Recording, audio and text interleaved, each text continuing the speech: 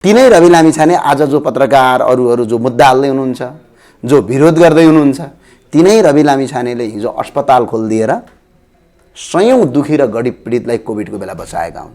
अब हेर्नुहोस्, लोगोको कलर हामीसँग सीमित कलरहरू छन्। कलर थिममा डिजाइनरले केही कलर गर्नुहुन्छ, त्यो कलर आहा राम्रो पिस निलोको कलर धेरै हिसाबले छ। अब अरू हामी स्टारहरू विभिन्न झन्डा, तपाईँले यसको पनि एकदम लामो छ, हामीले त्यसमा पनि हेरेको थियौँ। हाम्रो त्यो सोचाइ त त्यो थिएन।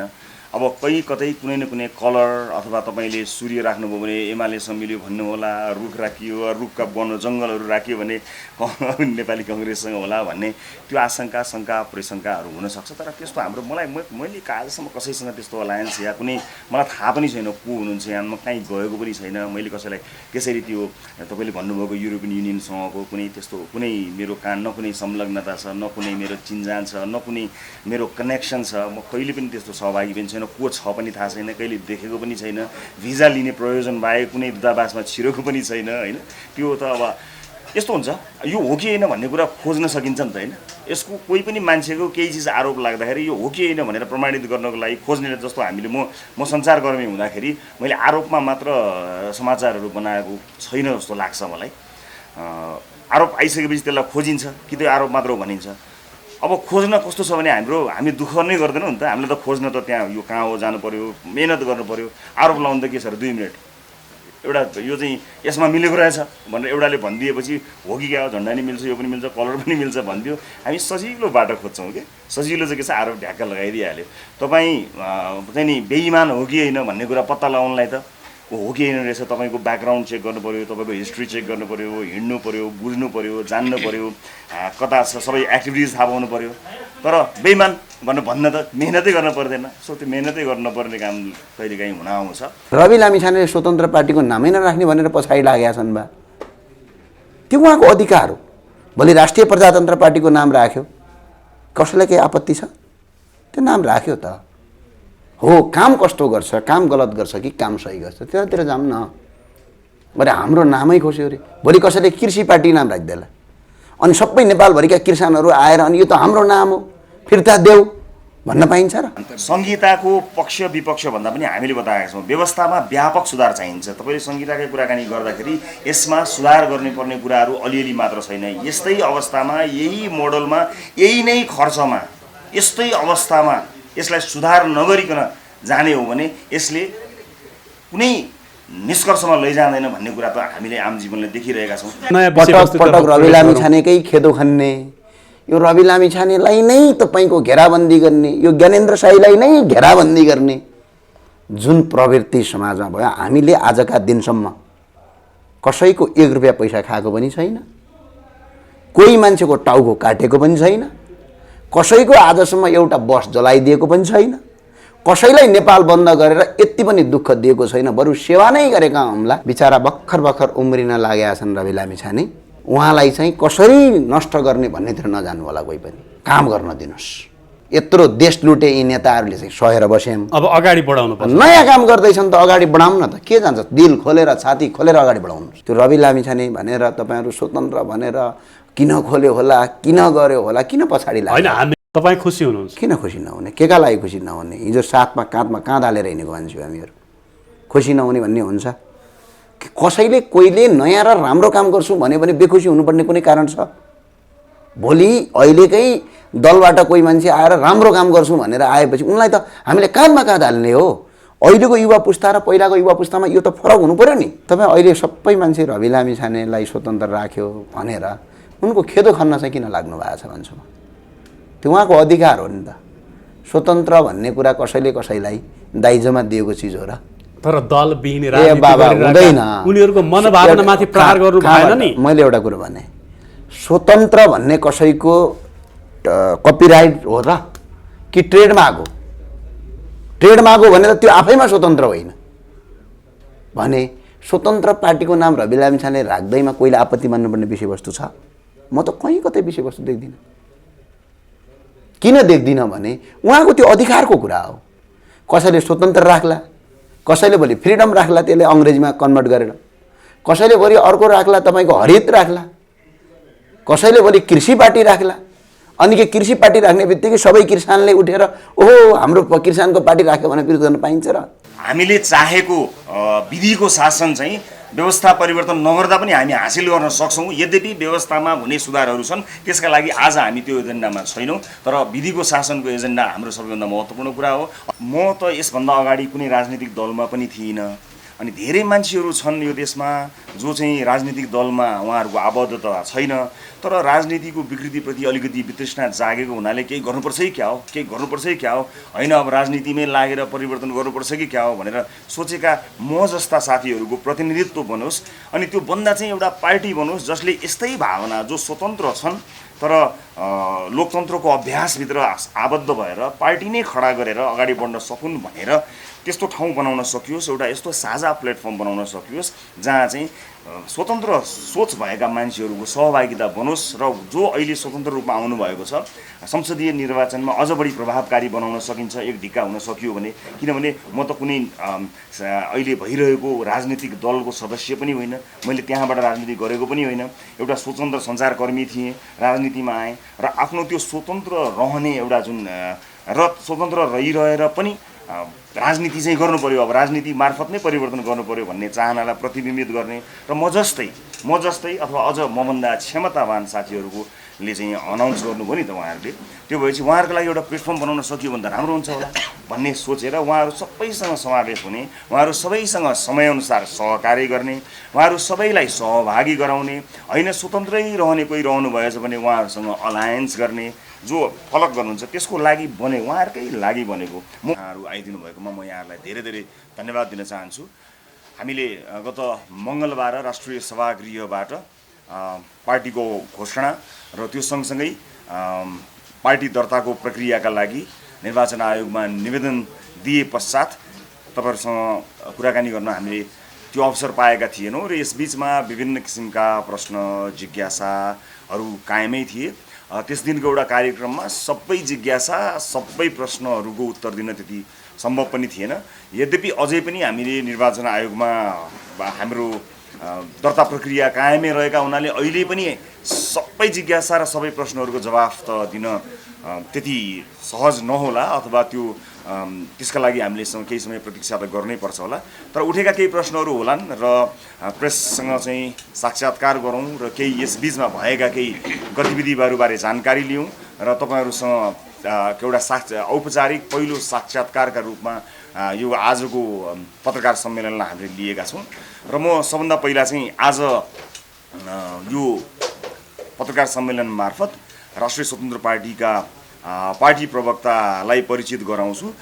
त्यसपछि तपाईँहरूको विशेष गरेर प्रेसका साथीहरूको, मिडियाका साथीहरूको बढी सम्पर्क भनौँ अथवा सम्पर्क व्यक्ति पार्टीका तर्फबाट प्रवक्ता नै हुने भएको हुनाले कसैले थाहा पनि पाइसक्नु भएको होला। यसलाई औपचारिक रूपमा जानकारी गराउँछु। डाक्टर मुकुल ढकाललाई परिचय गराउन चाहन्छु। उहाँ हाम्रो पार्टीको प्रवक्ता हुनुहुन्छ र पार्टीसँग सम्बन्धित जति पनि विषयवस्तुहरू छन्, जति पनि प्रश्नहरू छन्, आज र यस पछाडि पनि यहाँले डाक्टर मुकुल ढकाललाई सोध्न सक्नुहुनेछ।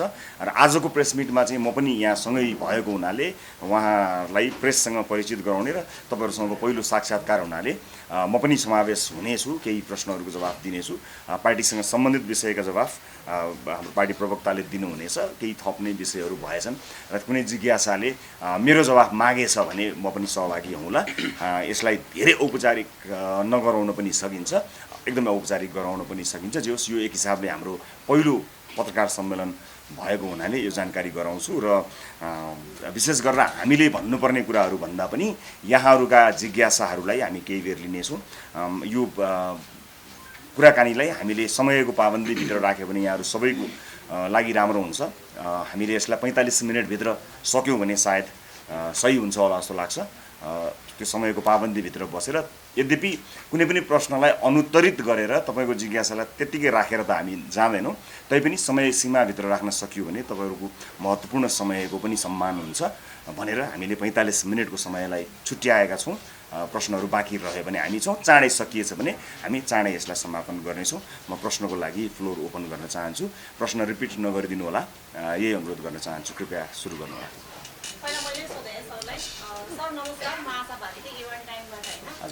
जब बालेन शाह चाहिँ स्थानीय चुनावमा आउनुभयो थियो त्यतिखेर चाहिँ हाम्रो मिडियाले एकदमै उहाँको चाहिँ कभरेज गरेर होइन मैले नै बिहान र बेलुका दुईवटा भिडियो चाहिँ उहाँको बनाएर प्रसारण गरेको हो होइन त्यो अन्तरादरमा धेरै गाली पनि खाएँ मैले होइन जुन जस्तो आएको थियो त्यस्तै देखाइदिएको थिएँ मैले सबैजना अगाडि होइन यो एउटा चाहिँ यहाँ जुन तपाईँ मङ्गलबार सहरमा आएर चाहिँ आफ्नो घोषणा लाइक गर्नुभयो त्यसपछि एउटा कमेन्ट यसरी होइन आएको छ होइन त्यसलाई मैले स्क्रिनसट गरेर राखेको छु कि यहाँ चाहिँ के भनेको छ भने आजभन्दा करिब 2 वर्ष अगाडि होइन रवि लामिछाने न्युज 22 मा छँदै द लिडर मैले पढेको छु त्यो समय पढेको छु पनि छु यो 6औं पटकको मेरो जानकारी पनि हो र आज नै हामी त्यसको त्यो लिडर कार्यक्रमको बारेको प्रश्न हो धेरैले गर्नुभएको छ मैले 5-6 पटकसम्म भनेको छु त्यो कार्यक्रमको सञ्चालन समूहमा मेरो भूमिका सञ्चालकको मात्रै हो तर म पनि सहभागी भइसकेपछि र धेरै दर्शकहरूले म सहभागी भएको कारणले पनि हुनसक्छ उहाँहरूले सहभागिता जनाउनु भएको कोभिडका कारणले 2 पटक सर्यो त्यतिखेरको सूचना दिइएको थियो अनि अब कसैले सूचना पाउनु भएन कसैले केही कारणले मिस गर्नुभयो कसैको रजिस्ट्रेसनमा नम्बरहरू हरायो यो कारणले गर्दाखेरि केही बेरमा म तपाईँहरूलाई आज कतिजनाले रजिस्ट्रेसन गर्नुभयो कतिजनाले त्यसको पैसा फिर्ता लिनुभयो र कतिपटक हामीले सूचना प्रकाशित गऱ्यौँ र अब बाँकीले अब यही सूचनाबाट सूचना मानेर लिन सक्नुहुन्छ भनेको छु मैले नैतिक रूपमा यसको जिम्मेवारी लिनुपर्छ भनेर पटक भनेको छु कुनै कारणवश त्यो प्राप्त नभएको हुनसक्छ त कसैले चाहिँ सूचना नपाएर हुनसक्छ अब यो कार्यक्रम सञ्चालन हुन्छ हुँदैन यो अब एउटा आयोजकले निर्णय गर्ने विषय हो अब सायद कार्यक्रम सञ्चालकका रूपमा मैले कार्यक्रम सञ्चालन गर्ने म त्यो मनस्थितिमा अब अहिले छैन म कार्यक्रम सञ्चालक अब हुँदिनँ होला तर पनि कार्यक्रमको चाहिँ यो आयोजकले अर्को सञ्चालक राखेर कार्यक्रम सञ्चालन गर्ने छुट त उहाँहरूलाई छ त्यो उहाँहरूले के गर्नुहुन्छ त्यो चाहिँ अब हेर्न बाँकी छ त्यो उहाँ बताउनुहुन्छ होला आज पनि मैले उहाँहरूको आयोजकको तर्फबाट प्रतिनिधित्वको लागि अनुरोध गरेको छु सायद सकिनुभन्दा अगाडि यहाँहरूलाई म त्यसको जानकारी नै दिन्छु कति मान्छेले कति भयो कति लानु भनेर यदि जो कोहीले पनि पाउनु भएको छैन भने नैतिक रूपमा त्यसको जिम्मेवारी मैले लिन्छु त्यो पैसा कसैले पनि फिर्ता ब्याजसहित पाउनुपर्छ पाउनु भएन भने त्यो उहाँ नपाउनेहरूको पक्षमा म उभिन्छु त्यो कुनै नपाउनु पर्ने कुनै विषय नै छैन मैले बुझेको जानकारी पाराअनुसार हामी बारम्बार यो कुरा भनि चाहिँ रहेको छौँ तर कहिलेकाहीँ अहिले भनेको कुरा पनि त कसैले सुनिरहेको हुँदैन नि मिस हुन्छ नि अनि फेरि 2 वर्षपछि अथवा 1 वर्षपछि मैले पाइनँ भन्ने हुन्छ देख्ने बित्तिकै सम्पर्क त गरि नै रहेको छौँ अब पनि यो सम्बोधन गर्छौँ कहीँ जाँदैन ढिला भयो मिसकम्युनिकेसन भयो इन्फर्मेसन समयमा पुग्न सकेन ती कारणहरू मात्र हो तर त्यस्तो नियत मैले देखेको छैन त्यसमा कुनै अन्यथा हुने छैन त्यसको जिम्मेवारी चाहिँ म लिन्छु म सञ्चालक मात्रै भए तापनि म सहभागी भइसकेपछि नैतिक जिम्मेवारी मेरो हो कोही पनि छुट्नुहुन्न चिन्तै गर्नु पर्दैन हिजो एउटा अन्तर्वार्तामा बास्कोटाजीले चाहिँ प्रकाश सुवेदीको शर्मा चाहिँ जानुभएको थियो तपाईँको फोटो भने देखाउनु भयो प्रकाश सरले होइन तर तपाईँले एउटा ट्याग लगाउनु भयो यहाँको नियत ठिक छैन भनियो कि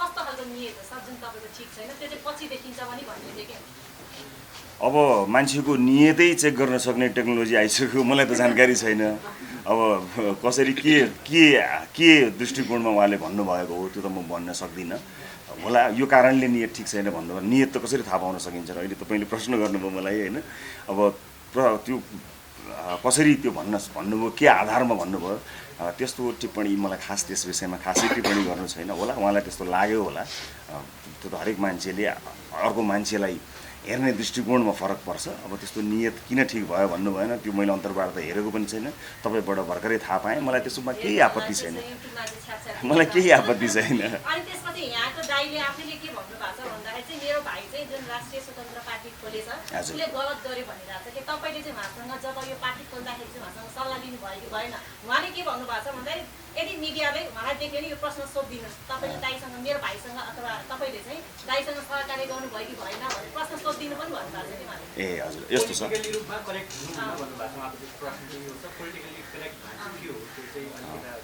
यस्तो छ यो विषयमा पोलिटिकल्ली करेक्ट भने त अब पोलिटिकल पार्टी नै अब लोकतन्त्रमा पोलिटिकल पार्टीलाई नै स्टाब्लिस गरेर जाने हो पोलिटिकल पार्टी दर्ता गरेर जाने हो 2-3वटा उपाय हुन्छ एउटा स्वतन्त्र रूपमा आफ्नै व्यक्तित्वलाई मात्र विश्वास गरेर एक्लै जे आफूले गरेको छु म यो हुँ भनेर इन्डिभिजुअल नन अलायन्स भन्छौँ नि इन्डिपेन्डेन्ट होइन कि नन अलायन्स कसैसँग अलायन्स नभइकन जाने चाहिँ एउटा उपाय हुन्छ अर्को पोलिटिकल पार्टी दर्ता गरेर जाने उपाय हुन्छ, अर्को अब भएका पोलिटिकल पार्टीमा जाने उपाय हुन्छ। यिनै उपायहरूमध्ये संविधानले दिएको अधिकारको प्रयोग गरेर पोलिटिकल पार्टीमा गएको हो, त्योभन्दा बाहिर त्यस्तो गएको छैन। तपाईँको मात्र प्रश्न भएन है, एकजनाले मात्र प्रश्न सोध्नु सायद होइन र, फेरि आउँछ। हस् हस्, पहिलो कुरो त पत्रकार सम्मेलन पहिलो पटक राख्दै हुनुहुन्छ, त्यो पनि रिपोर्टर्स क्लबलाई किन छान्नु भयो, आफ्नो पार्टी कार्यालयमा किन गर्नु भएन? ए र दोस्रो कुरा, अब यहाँले राजनीतिक पार्टीहरू धेरै छन् भनेर बारम्बार भनिराख्नुहुन्थ्यो, त्यसमाथि तपाईँ पनि थपिनु भयो, कारण पहिलो चाहिँ रिपोर्टर्स क्लबलाई किन छान्नु भन्दाखेरि हाम्रो पार्टी चाहिँ हामी असाध्यै छिटो यो डिसिजन गरेको, छिटो भने मतलब पार्टी कार्यालय लिने डिसिजन चाहिँ अलिकति हामीले खोजे जस्तो ठ्याक्कै पाउन नसकेको हुनाले, लामो समयसम्म खोज्दाखेरि भएको हुनाले हामीसँग तपाईँहरूलाई सुविधाजनक तरिकाले राख्न सक्ने गरी हामीले त्यो बनाइसकेका छैनौँ। पार्टी कार्यालय देखाउँछौँ हामी। फेरि पार्टी कार्यालय के छ भने हाम्रो अहिले निर्वाचन आयोगबाट हामीलाई आधिकारिकता वैधानिकता प्राप्त नभइसकेको अवस्थामा अहिले भर्खरै तपाईँहरूलाई त्यहाँ साक्षात्कार गराउनु पनि अलिकति सान्दर्भिक नहोला कि भन्ने हिसाबले फेरि यो ठाउँसँग तपाईँहरू परिचित सबै चिज भएको र म पनि हेरौँ न रिपोर्टर्स क्लब भनेर टेलिभिजनमा खुब भनेको थिएँ। रिपोर्टर्स क्लब रहेछ चाहिँ कस्तो, एकचोटि मलाई पनि हेर्ने मन भयो। यी सबै कारणले सबैलाई सजिलो हुन्छ भनेर रिपोर्टर्स क्लब छाने, सबैले छान्नुहुन्छ। रिपोर्टर्स क्लबको छनौट राम्रै हो जस्तो लाग्छ मलाई। कुनै के लाग्छ है तपाईँलाई? र अर्को तपाईँको दोस्रो प्रश्न के थियो? पार्टी धेरै भए भन्ने तपाईँ किन आउनुभयो भनेर। पार्टी धेरै भए तर राष्ट्रिय स्वतन्त्र पार्टीले जुन विषयमा जुन मुद्दा बोकेर र जसरी आफ्नो पृथकता देखाएको छ, त्यो पृथकता चाहिँ अलिकति भएका पार्टीहरूको हुलमा हामीले धेरै कुराहरू अलग गरेका छौँ। त्यस अर्थमा पार्टीको राजनीति गर्ने भइसकेपछि पार्टी किन खोल्नुभयो भन्ने कुरा त रहँदै रहेन। पार्टी धेरै छन् भन्ने मैले विभिन्न सन्दर्भहरूमा भनेको छु, त्यो एउटा सन्दर्भमा भनेको छैन होला। धेरै भए के त्यो सन्दर्भहरू अहिले सम्झिन कठिन छ, तर विभिन्न सन्दर्भहरूमा पार्टी धेरै भएको कुरा त सही हो नि होइन। हामी पनि धेरै हुन सकौँला। कामै नलाग्ने भयौँ भने हामी नम्बर थपिएर पो त के गरौँला र। हामीलाई विश्वास के छ भने हामी एउटा थपिएको नम्बर मात्र होइनौँ, हामी एउटा त्यसलाई गुणात्मक रूपमा चाहिँ नि यसलाई चाहिँ नि राम्रो गराएर देखाउन सक्छौँ भन्ने सोचेको हुनाले अहिले हामीले सुरु गरेका छौँ। सकेनौँ भने त हामीलाई अरू कसैले तपाईँहरू जस्तो साथीहरूले आलोचना गरिहाल्नुहुन्छ, त्यो स्वीकार्य छँदैछ। हजुरको यो नयाँ पार्टी राष्ट्रिय स्वतन्त्र पार्टीलाई चाहिँ निर्वाचन आयोगमा एउटा उजुरी परेको छ, तपाईँहरूको यो पार्टीको नाम चाहिँ स्वतन्त्र राख्न नपाइने भन्ने छ। यसमा तपाईँको के धारणा छ? तपाईँले योभन्दा अगाडि पनि यो पार्टीको नाम राख्दाखेरि कोहीसँग विश्लेषण गर्नुभयो होला, आफैले पनि बुझ्नुभयो होला। स्वतन्त्र भन्ने कुराको आफ्नो एउटै पहिचान छ। स्वतन्त्र भने एउटा कुनै पनि राजनीतिक पार्टी स्वतन्त्र हुन सक्छ जस्तो मलाई चाहिँ लाग्दैन। यदि मैले म स्वतन्त्र हो भनेर भनिरहँदाखेरि अर्को मान्छेले के भन्छ भने तपाईँ रवि लामी छानेको पार्टीको हो भनेर सोध्छ। अब मैले त्यसरी के भन्नु पर्यो भने म त होइन, म त स्वतन्त्र हो भन्नु पर्यो। यसलाई कसरी तपाईँले व्याख्या गर्नुहुन्छ? यी विवाद र आलोचनालाई कसरी तपाईँले उत्तर दिनुहुन्छ भन्नुहोस्। यो स्वतन्त्र साथीहरूसँगको सल्लाह योभन्दा अगाडि नभएको होइन है, यो भएर तर स्वतन्त्र त हामीले चाहिँ कहिलेकाहीँ कस्तो भने अब काठमाडौँको मात्र बढी केन्द्रित भयो नि त समाचार। काठमाडौँमा मात्र स्वतन्त्र भएको समाचारहरू बढी भयो नि, स्वाभाविक रूपमा हाम्रो पहुँच पनि त्यही भयो। तर हामीले भुल्नै नहुने कुरा चाहिँ के भने देशैभरि स्वतन्त्र साथीहरू हुनुहुन्छ। त्यसमध्ये र काठमाडौँमा पनि तपाईँलाई म बताइ नै दिन्छु, जो अहिले हाम्रो पार्टी प्रवक्ता पनि हुनुहुन्छ डाक्टर मुकुल ढकाल पनि काठमाडौँमा स्वतन्त्र उम्मेदवारहरूको छलफलको क्रममा उहाँले, अब मैले नै छैन नि त, उहाँले सहभागिता जनाइसक्नु भएको छ। त्यसमा उहाँहरू पहिले सहभागी हुनुहुन्थ्यो र देशैभरिका, काठमाडौँका मात्र होइन देशैभरिका विभिन्न उम्मेदवारहरूसँग चरणबद्ध रूपमा मैले पनि छलफल गरेको छु। पार्टी घोषणा पश्चात विभिन्न ठाउँका कतिपय स्वतन्त्र उम्मेदवारहरूले राष्ट्रिय स्वतन्त्र पार्टीसँग आबद्ध हुने गरी आइ पनि सक्नु भएको छ। कोही छलफलको क्रममा हुनुहुन्छ। अब मैले कुराकानी र छलफल सुरु पनि गरिसकेको छु र यो जहाँसम्म चाहिँ यो स्वतन्त्र शब्दलाई चाहिँ स्वतन्त्र भन्ने यो विषयलाई चाहिँ पार्टीमा प्रवेश गराउँदाखेरि असर गर्छ अथवा यसले चाहिँ स्वतन्त्र भन्ने चाहिँ को स्वतन्त्र कहाँको स्वतन्त्र भनेर यसले विवाद सृजना गर्छ भन्ने कुरा चाहिँ अब म त यसभन्दा अगाडि कुनै राजनीतिक दलमा पनि थिइनँ। अनि धेरै मान्छेहरू छन् यो देशमा जो चाहिँ राजनीतिक दलमा उहाँहरूको आबद्धता छैन, तर राजनीतिको विकृतिप्रति अलिकति वितृष्णा जागेको हुनाले केही गर्नुपर्छ कि क्या हो, केही गर्नुपर्छ कि क्या हो, होइन अब राजनीतिमै लागेर परिवर्तन गर्नुपर्छ कि क्या हो भनेर सोचेका म जस्ता साथीहरूको प्रतिनिधित्व बनोस्। अनि त्यो बन्दा चाहिँ एउटा पार्टी बनोस् जसले यस्तै भावना, जो स्वतन्त्र छन् तर लोकतन्त्रको अभ्यासभित्र आबद्ध भएर पार्टी नै खडा गरेर अगाडि बढ्न सकुन् भनेर त्यस्तो ठाउँ बनाउन सकियोस्, एउटा यस्तो साझा प्लेटफर्म बनाउन सकियोस् जहाँ चाहिँ स्वतन्त्र सोच भएका मान्छेहरूको सहभागिता बनोस् र जो अहिले स्वतन्त्र रूपमा आउनुभएको छ संसदीय निर्वाचनमा अझ बढी प्रभावकारी बनाउन सकिन्छ, एक ढिक्का हुन सकियो भने। किनभने म त कुनै अहिले भइरहेको राजनीतिक दलको सदस्य पनि होइन, मैले त्यहाँबाट राजनीति गरेको पनि होइन, एउटा स्वतन्त्र सञ्चारकर्मी थिएँ, राजनीतिमा आएँ र आफ्नो त्यो स्वतन्त्र रहने एउटा जुन र स्वतन्त्र रहिरहेर पनि राजनीति चाहिँ गर्नु पर्यो, अब राजनीति मार्फत नै परिवर्तन गर्नु पर्यो भन्ने चाहनालाई प्रतिबिम्बित गर्ने र म जस्तै अथवा अझ मभन्दा क्षमतावान साथीहरूले चाहिँ अनाउन्स गर्नुभयो नि त उहाँहरूले, त्यो भएपछि उहाँहरूको लागि एउटा प्लेटफर्म बनाउन सकियो भने त राम्रो हुन्छ होला भन्ने सोचेर उहाँहरू सबैसँग समावेश हुने, उहाँहरू सबैसँग समयअनुसार सहकार्य गर्ने, उहाँहरू सबैलाई सहभागी गराउने, होइन स्वतन्त्रै रहने कोही रहनु भएछ भने उहाँहरूसँग अलायन्स गर्ने, जो फलक गर्नुहुन्छ त्यसको लागि बने, उहाँहरूकै लागि बनेको। म पनि उहाँहरू जस्तै एउटा मान्छे हो, तर मलाई चाहिँ पार्टी नबनाइकन, राजनीतिक दल नभइकन जान कठिन हुन्छ भन्ने लागेर स्वतन्त्र भइन र मात्रै हो, र भएका स्वतन्त्रलाई बरु जोडौँला नि त भन्ने सोच, एउटा मेरो सोच चाहिँ त्यो सोच बोकेर मबाट हामी भएका हौँ हामी। त्यस कारणले यो सोचलाई अगाडि बढाउनको लागि राजनीतिक दल चाहिन्छ, तर मेरो अथवा हाम्रो दलको चाहिँ स्वतन्त्र उम्मेदवारहरू जति हुनुहुन्छ उहाँहरूको हामी विरुद्धमा छँदै छैनौँ। जस्ट यसलाई चाहिँ एउटा पद्धतिभित्र राजनीतिक दल बनाएर जान सकिन्छ भन्ने हो। फेरि अर्को कुरा, यो स्वतन्त्रको प्र्याक्टिस धेरै रहेछ क्या, हेर्न पनि सकिन्छ। त्यो निर्वाचन आयोगमा फेरि जुरी परेको हुनाले निर्वाचन आयोगले निर्णय गर्ला। यो पनि जानकारी गराउँ कि स्वतन्त्रको नाम राखेर दल दर्ता गर्नका लागि बुझ्ने जान्ने तयारी गर्नेहरू फेरि धेरै हुँदो रहेछ। अब हामीले दल दर्ता गरिसक्यौँ, के थाहा अरूले पनि त्यही नाममा अलिकति फरक नेपाल स्वतन्त्र दल नेपाल विभिन्न नाममा दिएको हुन पनि सक्नुहुन्छ। तयारी गर्नुभएको त हामीलाई जानकारी नै थियो होला। त्यसो भएपछि अब निर्वाचन आयोगले त्यो हुँदैन, स्वतन्त्र नाम राख्दा 18 वर्ष भन्यो भने त निर्वाचन आयोगले भन्यो भने हामी किन जोड लगाउँला र। तर यो हामीले नलिँदा मात्र ठिक हुने, अरू कसैले हामीले लिदिएनौँ भने अरू कसैले त लिदिएला, कुरा हाम्रो मात्र रहेन। त्यस कारणले गर्दा हामीले पनि तिनै स्वतन्त्र व्यक्तिहरूको सम्मान र तिनैको प्रतिनिधित्व गर्नको निमित्त र स्वतन्त्रको यो मुभमेन्ट चलेको समयलाई त्यसलाई अलिकति भए पनि सदुपयोग गर्न सकिन्छ कि भन्ने लोभ भन्नुहोस्, अथवा त्यसले चाहिँ परिवर्तनमा केही न केही मद्दत गर्छ होला भनेर त्यो नामलाई प्रयोग गर्न खोजेको। अनि हामीले फेरि इन्टरनेसनल प्र्याक्टिस पनि हेऱ्यौँ, भारतमा पनि हेऱ्यौँ, अन्त पनि हेऱ्यौँ। हामीले यसै गुगलै गर्दा पनि थाहा हुन्छ। हेर्नुहोस् न, बर्मामा पनि रहेछ independent party Burma, independent party Denmark, independent party Greece, the independent party in Kenya, independent party Laos, independent party South Africa, independent party Uruguay, टन्नै रहेछन्, अझै कति धेरै छन्। त्यसले त्यो देखेर पनि ल ठिकै छ त हुनसक्छ होला भनेर हामीले गरेको हौँ।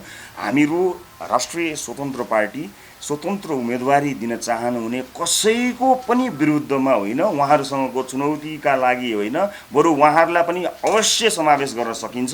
कोही समावेश गर्न चाहन्न, म इन्डिपेन्डेन्ट होइन कि नन अलायन्स नै भएर जान चाहन्छु भने बरु सही उम्मेदवार हुनुहुन्छ भने त्यो ठाउँमा आफ्नो उम्मेदवारै नउठाइदिएर उहाँलाई सपोर्ट गर्नु होला है भन्ने उद्देश्य हाम्रो त्यो राखेर हामीले सुरु गरेको हौँ। अब निर्वाचन आयोगले यस्तो गर्न सकिँदैन भन्यो भने त हामीले नामको विकल्प सोच्नुपर्छ, चिन्हको विकल्प सोच्नुपर्छ। हामी त्यसमा खुला नै छौँ, तर यो बुझिदिनु भएन कसैले पनि कि हामी स्वतन्त्र उम्मेदवारहरूसँग चाहिँ एकदम पौँठे जोडी खोज्न खोजेको होइन। उहाँहरू मध्ये पनि कति मान्छेले हामीसँग कुरा गर्नुभएको छ, होइन यो त संसदीय निर्वाचन हो, भोलि दलभित्रैबाट जानुपर्ने हुन्छ, एजेन्डा मिल्यो भने त हामी जान सक्छौँ भनेर भनि पनि रहनु भएको छ। हामीलाई त्यही विश्वास भएर उहाँहरूलाई पनि काम लागोस्।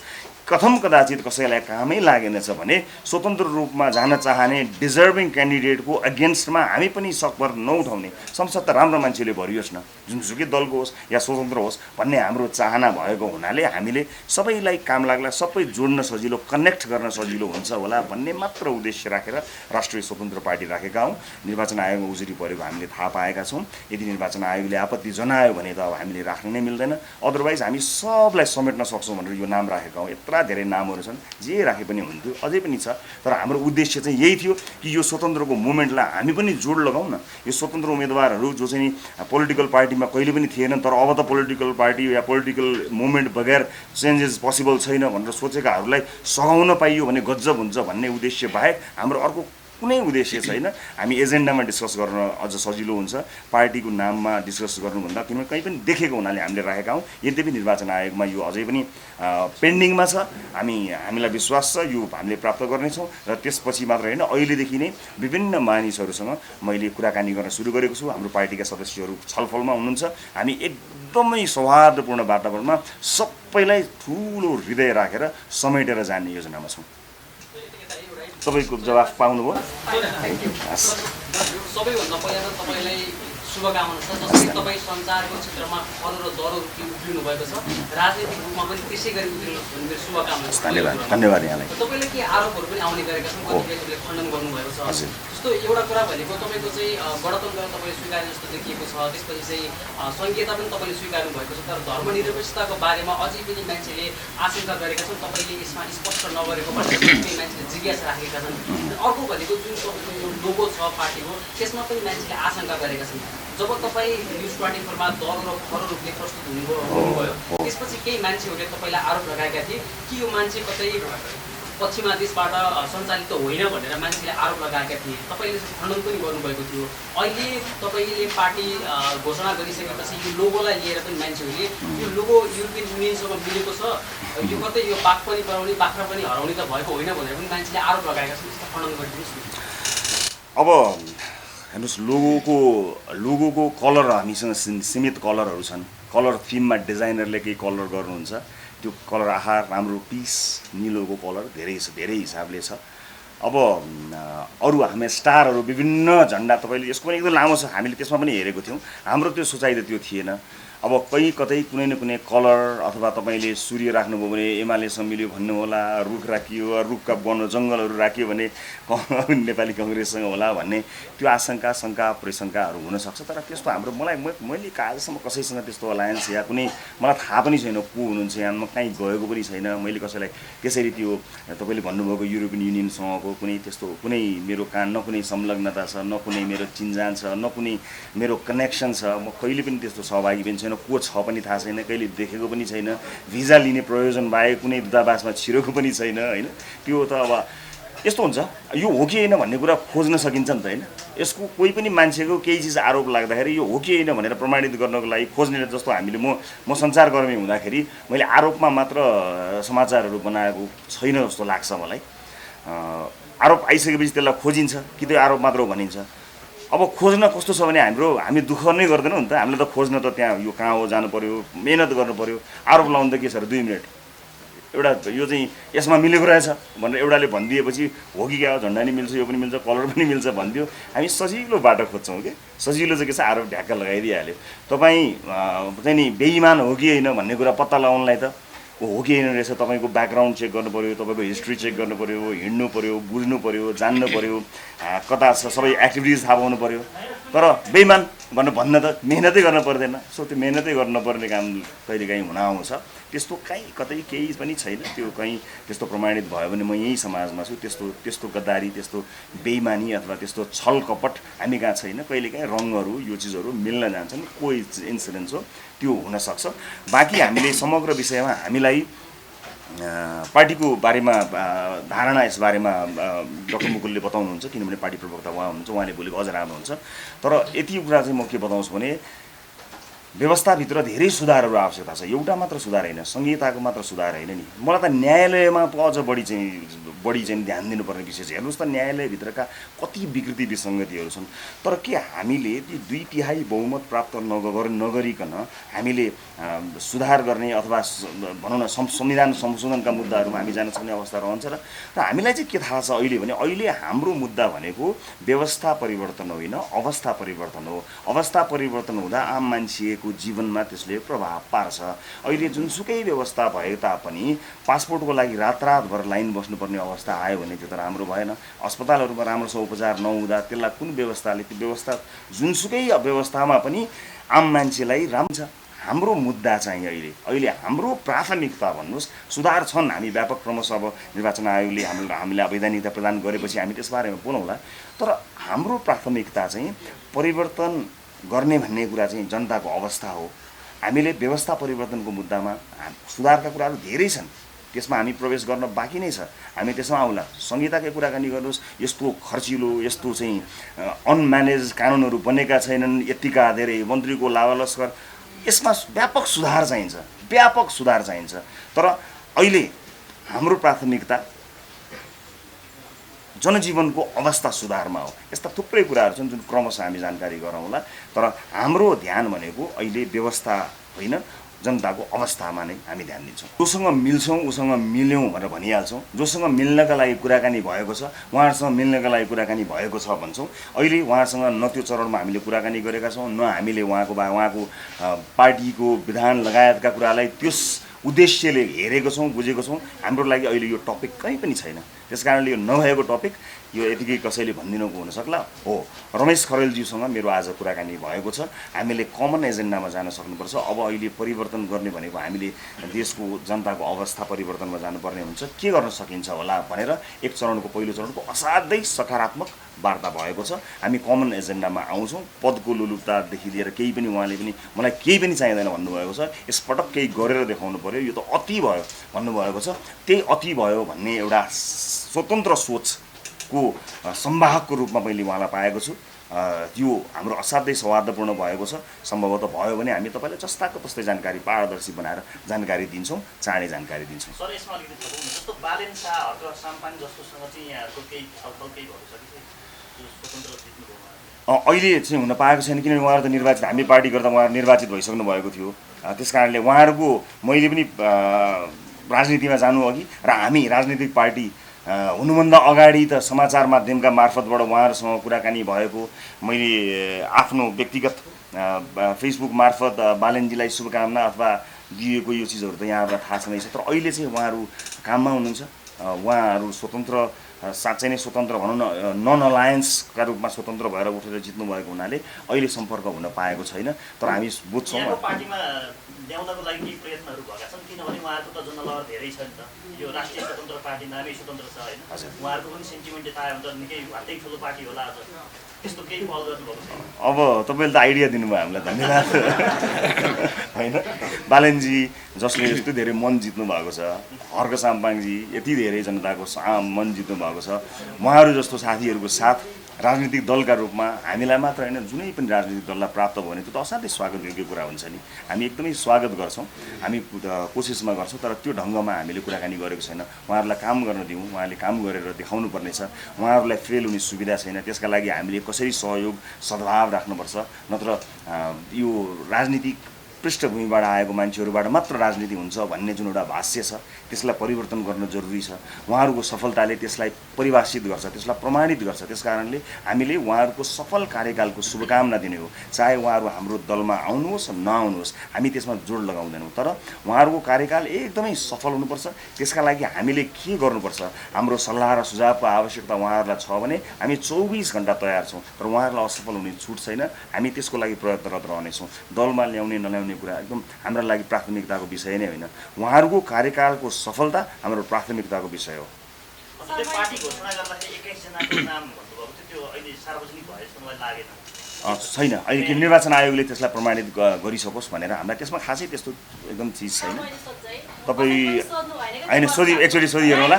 अलि यस्तो हुन्छ, हामी चाहिँ के भने हामी के भन्छ भने यो आउँछ आइरहेको छ, केही छैन, सुन ल हस्।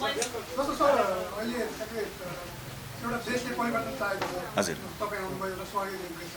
हजुर, जनताले धेरै चाहेको छ तपाईँबाट। हजुर, तपाईँ सुरुमा न्युज 24 हुनुहुन्थ्यो, त्यसपछि न्युज 24बाट तपाईँ ग्यालेक्सीमा जानुभयो। हो, जनताले धेरै आशा तपाईँले धेरै टाइमसम्म त्यहाँ बसेर काम गर्नुहुन्छ, जनताले सहयोग गर्नुहुन्छ भन्नुहुन्थ्यो, त्यो छोड्नुभयो। अहिले राजनीतिमा आउनुभयो, कतिपयको डर के छ भने तपाईँले राजनीति पनि छोडिदिनुहुन्छ कि ग्यालेक्सी बस्ने भनेर त्यसलाई के गर्छ? अब त्यो त डर त खबरदारी हो। यस्तो छ, छोड्ने भन्दा पनि चरण हुन्छ क्या। जस्तो तपाईँ भर्याङ चढ्दाखेरि तपाईँ त्यो तल्लो खुड्किलोमा हुनुहुन्थ्यो, त्यसलाई छोडेर अर्को खुड्किलोमा आउनु हो, त्यसलाई पनि छोडेर फेरि अर्को खुड्किलोमा आउनुभयो भन्नुभयो। यो त भर्याङ चढ्ने क्रम हो नि, होइन र? मैले छोडेको भन्दा पनि समयअनुसार आफूलाई अपडेटेड भन्छ अथवा अपग्रेडेड भनौँ, न्युज 24मा टेलिभिजनसँग काम गर्दै गएँ, एक ढङ्गको कार्य भयो। तर त्यसलाई अझ बढी बृहत बनाउनु पर्ने सोच बनाएर अर्को टेलिभिजन बन्यो, सम्भवतः एउटा राम्रो टेलिभिजन स्टेसन खडा भयो, एकदमै हाई इन्टिग्रिटी भएका असाध्यै सिद्ध हस्त राम्रा पत्रकारदेखि सञ्चारकर्मीहरूको एउटा राम्रो जमघट बन्यो र नेपाली यति छोटो अवधिमा हामीले हाम्रो सम्पूर्ण टिम लागेर त्यसमा काम गरेर त्यसलाई एउटा नेपाली आकाशमा एउटा राम्रो टेलिभिजन स्थापित गऱ्यौँ, राम्रो टेलिभिजन बनाएर छोड्यौँ। अब त्यसपछि त धेरै दर्शकहरूले मलाई टेलिभिजनमा हेर्ने दर्शकहरूले चाहिँ के भनिरहनु भएको थियो भने राजनीतिबाट आएर केही योगदान दिनुहोस् न भनिरहनु भएको थियो। म सँगसँगै यसको अभ्यासमा थिएँ। राजनीतिमा गएर देशको अमूल्य समय खेर फालेर सिक्ने भन्दा पनि सँगसँगै यदि गएर जितिएछ भने, सरकारमा पुगिएछ भने, संसदमा पुगिएछ भने के गर्ने होला र भन्ने होमवर्क पनि पछाडि सँगै गरेर जानु थियो। त्यो अभ्यासमा म लागिरहेको थिएँ। त्यस कारणले छोडेको होइन, चढेको भनौँ न। चढेको भने फेरि अर्को एकदम चढेको माथिको चढेको होइन है, फेरि मतलब अलिकति मेरा लागि चाहिँ स्टेप अहेड गएको हो कि भन्ने मलाई लाग्छ। तर विश्लेषण जुन ढङ्गले आउँछ त्यसलाई त मैले स्वीकार गर्नै पर्छ, त्यस्तो होइन। अब यहाँ सम्पूर्ण म छोडेर कम्प्लिट गरेर यहाँ आइसकेपछि त्यसलाई फेरि सँगसँगै लिएर जान पनि मिल्दैन थियो। नैतिक रूपमा मैले सञ्चारकर्मलाई पनि निरन्तरता दिने, राजनीतिलाई पनि निरन्तरता दिने चाहिँ त्यो अलि गर्न नमिल्ने भएका कारणले मैले छोड्नु परेको हो। तर मैले अलपत्र पारेको होइन नि। न्युज 24 टेलिभिजन पनि आफ्नो एउटा उचाइमा पुगेको कारणले मैले अर्को मुभ गरेँ र छोटो समयमा ग्यालेक्सी 4Kले पनि आफ्नो उचाइ हासिल गर्यो। अझ त्यो माथि जाओस्, मेरो शुभकामना छ। त्यसपछि मैले अब यो नयाँ यात्रा सुरु गरेको छु। अघिल्ला जहाँ मलाई सम्भवतः सफलता मिल्यो कि भन्ने ठान्दछु, त्यस्तै सफलताको लागि यहाँ त्यस्तै मेहनत गर्छु भनेर राजनीतिमा आएको छु। किनभने समाजसेवा अथवा समाजलाई योगदान दिने सबैभन्दा विशिष्ट ठाउँ नै राजनीति हो भनेर भन्दछन्। म आफ्नो तर्फबाट अघिल्ला पेसाहरूमा जसरी प्रतिबद्ध भएर इमान्दार भएर लागेको छु, यसमा म थप प्रतिबद्ध र इमान्दार भएर लाग्नेछु। मलाई विश्वास छ यहाँ पनि सफलता प्राप्त हुनेछ।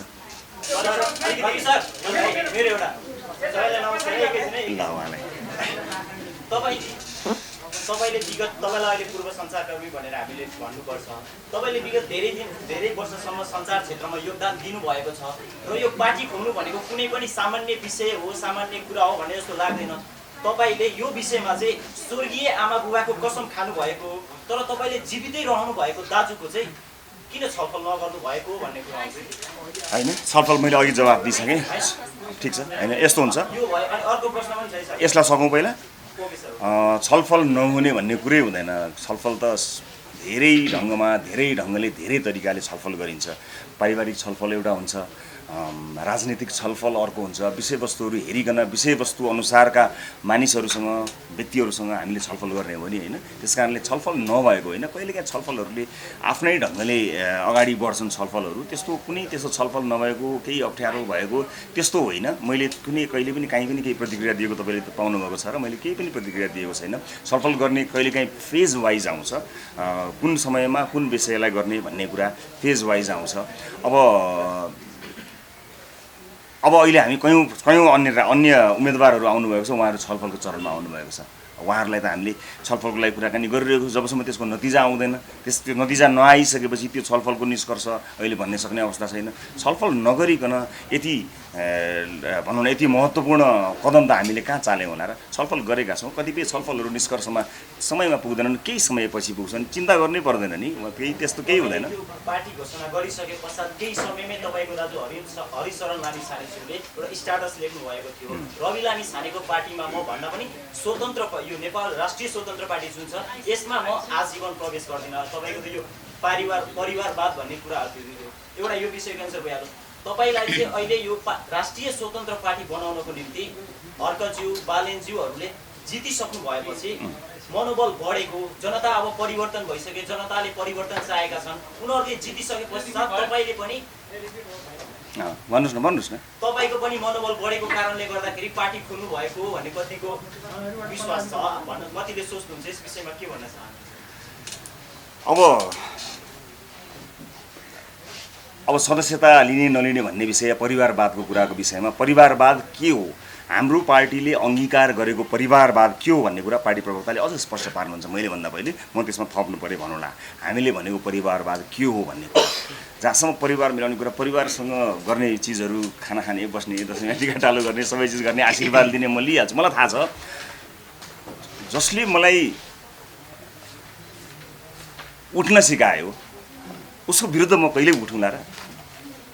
जसले मलाई हात समातेर हिँडाएको छ, म उहाँ जो आफ्नो दाजु हो उहाँको विरुद्ध त म कहिले जानै सकिँदैन नि। तर हुन्छ नि कहिलेकाहीँ चाहिँ यो चाहिँ राजनीतिमा यस्तोसम्म पनि हुन्छ है, खबरदार बसै केटा भन्न सक्छ नि त अहिले। त्यहाँसम्म पनि मलाई प्रिपेयर गरिरहनु भएको हुन्छ, मलाई सिकाउनु भएको छ नि उहाँले। उहाँसँग सिकेर आएको मान्छे, उहाँको आशीर्वाद लिन्छु। उहाँसँग हामी त व्यथिति विरुद्ध लड्ने हो नि, कहाँ एकअर्का विरुद्ध लड्ने हो र। मैले त्यो चाहिँ यो निर्वाचन अगाडि भइरहेका कतिपय गतिविधिहरू छन् त्यसमा होइन। परिवारवाद चाहिँ के हो, हामीले भनेको परिवारवादमा परिवारको अवस्था कहाँ रहन्छ भन्ने कुरा म पार्टीको हाम्रो विधानले के भन्छ त्यो पार्टी प्रवक्ताले भर्खरै तपाईँलाई बताइ पनि दिनुहुन्छ। त्यसमा थप्नु पऱ्यो भने म त्यो भन्छु, त्यो कुनै किसिमको लडाइँ झगडा कहिलेकाहीँ हेर्नुहोस् वैचारिक विभेद हुँदाखेरि परिवार भए पनि दाइ भाइ आमा बहिनी भन्ने कहिले पनि हुँदैन। वैचारिक बहस त यसरी गर्नुपर्छ नि होइन। ओहो वैचारिक बहस गर्दाखेरि नि ओहो त्यो त कन्फ्लिक्ट अफ इन्ट्रेस्ट हुन्छ। ठिक गर्नुभएको छ उहाँले, होसियारी गर्नुभएको छ, खबरदारी गर्नुभएको छ, होइनलाई होइन भन्नुभएको छ, होला हो भन्नुभएको छ। उहाँमा एउटा कुशल सञ्चारकर्मी हो नि त होइन। त्यस कारणले त्यो किसिमको त्यो त हामी त परिवारभित्र नै एउटा लोकतान्त्रिक अभ्यास भएको रूपमा तपाईँहरूले बुझ्नुहोस् न। यदि मैले उहाँले भित्रभित्र साँठगाँठ गरेर ल तपाईँ यसो समानुपातिक न, तपाईँलाई यसो भोलि पर्सि मन्त्री ल यो गरौँ भनेर हामीले गरेनौँ नि, अथवा हामी एकदम खुला हुनुपर्छ, बहस हुनुपर्छ। त्यस कारणले यो विरुद्ध यो त्यस्तो केही पनि होइन। उम्मेदवारी दिने समयसम्म परिस्थिति परिवर्तन हुन्छ। मेरो केही सम्मान बाहेक मैले आफ्नो परिवारप्रति केही छँदै छैन। त्यस कारणले यसलाई ठुलो केही त्यस्तो केही बनाउनु पर्ने कुरै होइन। आफूलाई लागेको चिज स्वतन्त्र रूपमा भन्ने अभ्यास हाम्रो परिवारमा छ। हामी त्यो हिपोक्रेट होइनौँ, हामी मजाले खुलेर कुरा गर्छौँ। अब कतिपय कुरा सार्वजनिक गर्छौँ, कतिपय कुरा घरमा गर्छौँ, कतिपय कुरा कुनै मञ्चमा गर्छौँ, कुन कुरा कहाँ भन्ने कहाँ नभन्ने के गर्ने भन्ने कुरामा हामी एकदमै धेरै लोकतान्त्रिक छौँ, हामी एकदमै धेरै समावेशी छौँ। त्यस कारणले एकदमै खुला छौँ, केही त्यस्तो छैन। त्यस्तो व्यक्तिगत सम्बन्धमा त्यसको कुनै प्रभाव छैन। राजनीतिक बहस दाइले भाइले श्रीमानले श्रीमतीले जसले पनि गरे हुन्छ, केही त्यस्तो फरक छैन। परिवारवादको अलिकति सरकारले अथवा उहाँको परिवारले प्रत्यक्ष रूपमा नै पार्टीको प्राइमेरीमा हामीले चुनावभन्दा अगाडि गर्छौँ, त्यसमा त्यो निर्वाचनमा उठेर त्यो सदस्यहरूबाट निर्वाचित हुनुपर्ने हुन्छ। त्यसलाई चाहिँ हामीले यसलाई मनोनित गर्ने अथवा त्यसलाई चाहिँ छान्दिने भन्ने कुरामा परिवारवादलाई निषेध गरेका छौँ। त्यो अर्थमा एउटै कमिटीभित्रका व्यवस्थाहरू हामीले राखेका छौँ। परिवारले उठ्नै नपाउने होइन। एउटा मेरो परिवारको अर्को कुनै सदस्यले तर निर्वाचित भएर आउनु पर्यो। टिके प्रथा जुन छ त्यो मनोनयनमा पर्न त सकिँदैन। लिएर आएर जस्तो अहिले हामीले गरेको व्यवस्थामा चाहिँ के भने हामी प्राइमेरी जुन गर्छौँ त्यहाँबाट इलेक्टेड भएर आउने व्यवस्था हामीले गरेका हौँ भन्नु खोजेको। यो चाहिँ बढी यो नियुक्तिहरूमा अझ बढी चाहिँ केन्द्रित छ। यो परिवारवाद नियुक्तिहरूमा हेर्नुहोस् न कुन किसिमको परिवारवादको जड छ। यो चाहिँ अलिक बढी त्यहाँ नियुक्तिहरूमा, चाहे राजनीतिक नियुक्ति भन्नुहोस्, चाहे विभिन्न बोर्डहरूमा, विभिन्न संस्थाहरूमा छ। यसलाई लक्षित गरेर हामी परिवारवादको विरुद्धमा छौँ। यो नबुझेको कारणले कतिपय अन्य आफन्तहरूले पनि हामी त हुनै नपाउने हो कि क्या हो भन्ने जुन सोचेको जस्तो भनाइको अर्थ भर्खरै प्रवक्ताज्यूले भन्नुभएको ठाउँमा अब जस्तो सभापतिका रूपमा मसँग जो कोही पनि परिवारकै सदस्य पनि प्रत्यक्ष चुनावमा लड्न सक्ने अवस्था, साधारण सदस्यले पनि त्यो अवस्था लडेर चाहिँ रिप्लेस गर्न सक्ने गरी हामीले व्यवस्था गरेका छौँ। त्यस कारणले परिवारवादको निषेध भनेको अहिले जसरी हामीले व्याख्या गऱ्यौँ त्यो विशेष गरेर यो चाहिँ नियुक्तिहरूमा जुन किसिमको देखिएको छ यो विकृति हाम्रो लक्ष्य चाहिँ अझ बढी त्यहाँ छ र हामीले अझ स्पष्ट पारेका छौँ विधान मार्फत यसलाई। अहिले हजुरको टेलिभिजन स्क्रिनमा कार्यक्रम देखेर सामाजिक व्यक्ति लगायतका कुराहरूमा कतिपय असन्तुष्टिहरू भए पनि तपाईँको अभिव्यक्तिले एउटा पेटभरि खाए जस्तो हुन्थ्यो जनतालाई कतिपयलाई होइन। अहिले तपाईँ पार्टीको एउटा प्रारम्भिक चरणमा हुनुहुन्छ। अहिले एक किसिमको सहनै नसक्ने मूल्य वृद्धि लगायतका कुराहरू अगाडि हुँदैन। अब तपाईँ एउटा सञ्चारकर्मीबाट त निस्किसक्नु भएको छ। अब एउटा प्रतिपक्षीय भूमिका होस् अथवा एउटा सडकमा खबरदारीको लागि कहिलेबाट आउनुहुन्छ, त्यसको तयारी के छ? यही सबैभन्दा पहिला कुरा त अब अहिले हामी निर्वाचनमा लक्षित पनि छौँ, सँगसँगै यस किसिमका खबरदारी कार्यक्रमहरूलाई पनि निरन्तरता प्रदान गर्छौँ। भर्खरै असाध्यै प्रारम्भिक चरणमा भएको र निर्वाचन आयोगबाट हामीले वैधानिकता प्राप्त गर्ने चरण पनि भएका हुनाले अहिले हाम्रा केही आफ्नै आन्तरिक गृह कार्यहरू पनि छन्। यो सँगसँगै हामी विभिन्न चरणमा विभिन्न खबरदारी कार्यक्रमहरू, रचनात्मक किसिमका विरोध र खबरदारी कार्यक्रमहरू निरन्तर गर्नेछौँ, जसलाई हामी सार्वजनिक गर्नेछौँ। यहाँहरूसँग केही होइन अहिले भन्नुहोस् सोध्नुहोस् न। बालेन शाहले चाहिँ काठमाडौँ महानगरपालिकाको सुन्नु त पहिला कुरा फोहोर उठाउँछु भनेर चाहिँ उहाँले चाहिँ जित्नु भयो यो कुरा सबैले जनालाई थाहा छैन। त्यसै गरेर उहाँ हर्कले चाहिँ त्यहाँको खानेपानीको भन्नु उहाँको खानेपानीको विषयको समस्या समाधान गर्छु भने उहाँलाई भोट दिएन। तपाईँलाई चाहिँ भोट किन दिने जनताले? हामीलाई भोट किन दिने? तपाईँलाई चाहिँ हामीलाई भन्दा नि तपाईँलाई। मलाई म त अब एउटा पार्टी नै सिङ्गो पार्टी लिएर आएको छु। मलाई व्यक्तिगत रूपमा भन्दा पनि पार्टीका आफ्ना एजेन्डाहरू छन्। यी विभिन्न एजेन्डाहरू हामीले लिएका छौँ। भ्रष्टाचारमा शून्य सहनशीलता लगायतका एउटा लोक कल्याणकारी राज्य स्थापना गर्नको निमित्त जुन जुन एजेन्डा बोकेर विधिको शासनका एजेन्डाहरू बोकेर हामी आउन लागिरहेका छौँ। तिनै एजेन्डाहरू हाम्रा घोषणापत्रहरू तपाईँले हेर्न सक्नुहुनेछ। र हामी त्यो मात्र होइन, हामीले बताएका छौँ हामी ब्लुप्रिन्ट सहित आउँछौँ। हामी भाषण गर्न त असाध्यै सजिलो भयो, हामी यो गर्छौँ त्यसो गर्छौँ भनेर। हामी कसरी गर्छौँ, कुन टाइम फ्रेममा गर्छौँ, त्यसको विधि कस्तो रहन्छ भनेर बुझाउने गरी नै आउने भएका हुनाले ती सबै कार्यक्रमहरू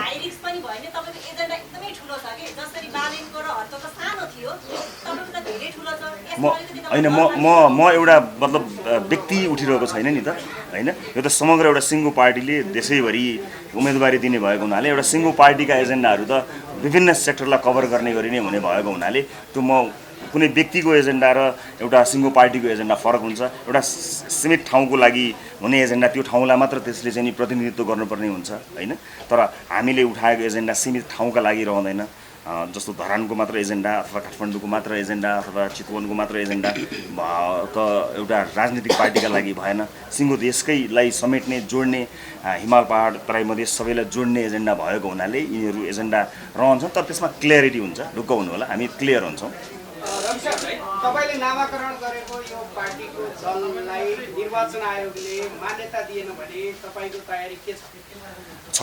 यदि मान्यता दिएन, हामीलाई विश्वास छ निर्वाचन आयोगले मान्यता दिन्छ, दिनुपर्छ जस्तो लाग्छ मलाई। हुँदैन। यसमा चाहिँ हजुरले राजनीतिक दल सम्बन्धीको ऐनको बारेमा अध्ययन गर्नुपर्छ। पहिला चाहिँ पार्टी घोषणा हुने हाम्रो कानुनले भन्छ।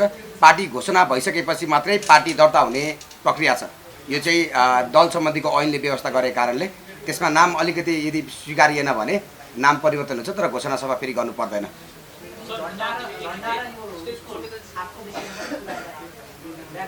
यसमा पनि त्यही नै चिज लागु हुन्छ। निर्वाचन आयोगले यदि त्यसलाई स्वीकार गर्यो भने त्यही नै भइहाल्यो, गरेनछ भने फेरि अहिले भर्खरै मुकुलजीले भने जस्तै त्यही चिज लागु हुन्छ।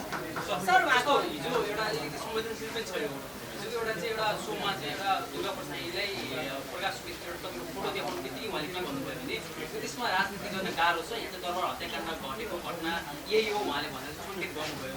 एकदम संवेदनशीलतामै छ त्यो। मलाई किन मैले पनि जोड्न खोजेको कुरा कहाँ हो भने तपाईँलाई चितवन प्रकरणमा झन्डै फसाइएको थियो। त्यति बेला तपाईँको लटे साथी र आम जनताहरूले के पर्सेन्टतिर तपाईँलाई साथ दिए, तपाईँले त्यहाँबाट छुटकारा पनि पाउनुभयो, न्याय पनि पाउनुभयो। त्यसपछि तपाईँले धेरै मान्छेलाई न्याय पनि दिनुभयो। तपाईँ आज जो ठाउँमा हुनुहुन्छ र त्यो दुर्गा प्रसाईको भनाइलाई तपाईँले कसरी हेर्नुहुन्छ? मैले दुर्गा प्रसाईको भनाइ तपाईँले भनेको मात्र सुने मैले। उहाँले कुन प्रसङ्गमा कति भन्नुभयो, अहिले तपाईँले भनेकोबाट सुनेर फेरि मैले प्रतिक्रिया दिउँला मैले यो भनेकै थिइनँ भनेर भन्नु होला। मैले हेरेको छैन त्यो।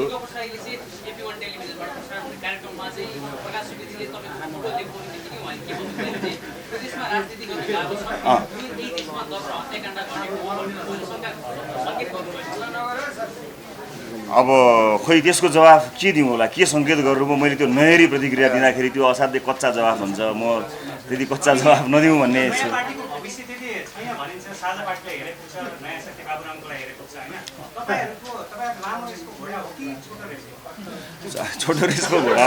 छोटो रेसको घोडाले त अब राजनीतिक दल दर्ता गरेर अगाडि बढ्ने नै छैन। अवश्य पनि लामो यात्रा नै छ।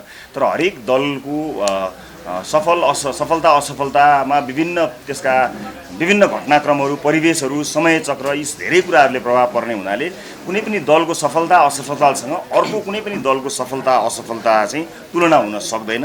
हाम्रो कोसिस पुरै हुनेछ। हामी मर्जरको प्रक्रिया भन्नाले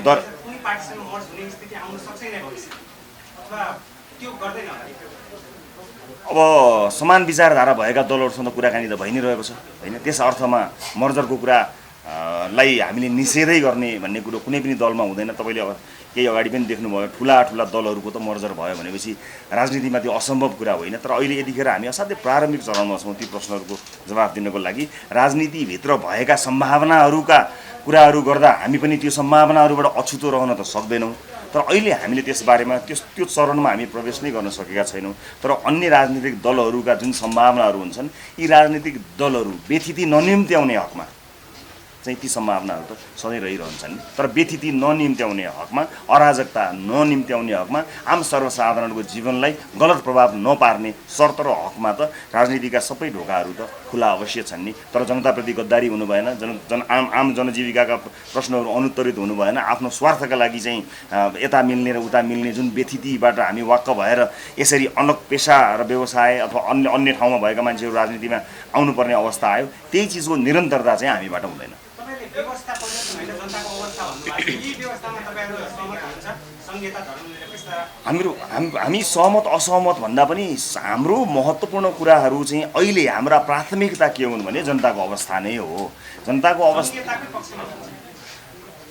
संहिताको पक्ष विपक्ष भन्दा पनि हामीले बताएका छौँ व्यवस्थामा व्यापक सुधार चाहिन्छ। तपाईँले संहिताकै कुराकानी गर्दाखेरि यसमा सुधार गर्नुपर्ने कुराहरू अलिअलि मात्र छैन। यस्तै अवस्थामा, यही मोडलमा, यही नै खर्चमा, यस्तै अवस्थामा यसलाई सुधार नगरिकन जाने हो भने यसले कुनै निष्कर्षमा लैजाँदैन भन्ने कुरा त हामीले आम जीवनले देखिरहेका छौँ। यसको अर्थ संहिता फाल्ने बित्तिकै सबै चिज ठिक हुन्छ। आज संहिता फालिदियो, भोलि बिहान अस्पताल पनि ठिक हुन्छ, स्कुल पनि ठिक हुन्छ भन्ने त होइन। कुनै पनि व्यवस्थाभित्र रहेर आम जनजीविकाका महत्त्वपूर्ण मुद्दाहरू, आधारभूत आवश्यकताका कुराहरूलाई पहिला सम्बोधन गर्न सकिन्छ। यद्यपि व्यवस्थाभित्र भएका विभिन्न विकृतिहरू, त्यसलाई सुधार्नुपर्ने निकै कुराहरू छन् जुन यो हाम्रो पार्टी दर्ताको प्रक्रिया समाप्त भइसकेपछि आम जनमानसलाई हामी बताउन हामी अवश्य पनि हुनेछौँ। किनभने हामी त साधारण सदस्यले चाहिँ हाम्रो केन्द्रीय कमिटीको निर्णयलाई नै उल्टाउन सक्ने अधिकार आम सर्वसाधारणलाई दिइसकेको पार्टी भएको हुनाले त्यसमा स्पष्ट अवधारणा त हाम्रो अवश्य पनि आउनेछ। तर अहिले हामी व्यवस्थाभन्दा पनि अवस्था परिवर्तन गर्नको लागि आएका छौँ। व्यवस्थाभित्रको सुधारको आवश्यकता भने हामीले महसुस गरेका छौँ। व्यवस्थामा व्यापक सुधार चाहिन्छ, संहितामा मात्र होइन। मैले अघि बताइहालेँ, न्यायालयदेखि लिएर संवैधानिक निकायहरूमा मानिसहरू राखिने कुराहरूदेखि लिएर पार्टीका भागभण्डाहरूदेखि यति धेरै कुराहरू छन् जसलाई त संशोधन मार्फत जानुपर्ने हुन्छ। ती थुप्रै, एउटा मात्र होइन, धेरै मुद्दाहरू छन्। त्यो त हामी जनतालाई सोध्छौँ नि त, जनताले के भन्छन् हामी सोध्छौँ नि त। तर अहिले हामी व्यवस्थाभन्दा पनि अवस्था परिवर्तनको मुद्दामा आएका छौँ। हामी यसैमा अहिले रहेका छौँ र समयानुकूल रूपमा हामी जानकारी गराउँदै जान्छौँ।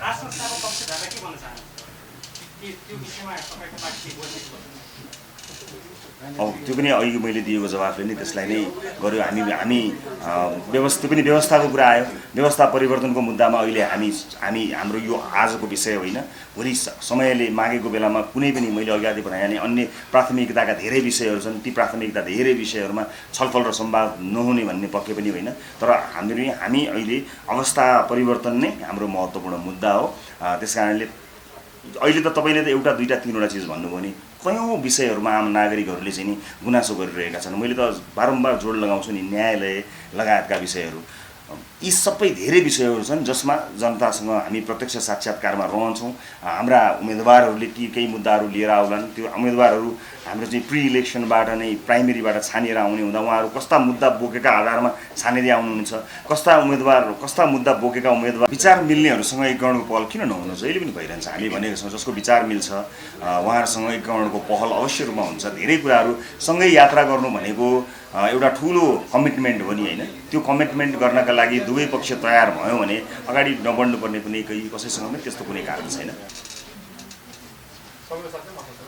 हाम्रो समय सकियो। तैपनि तपाईँहरूको केही प्रश्न बाँकी रह्यो, तर रिपिट नहुने गरी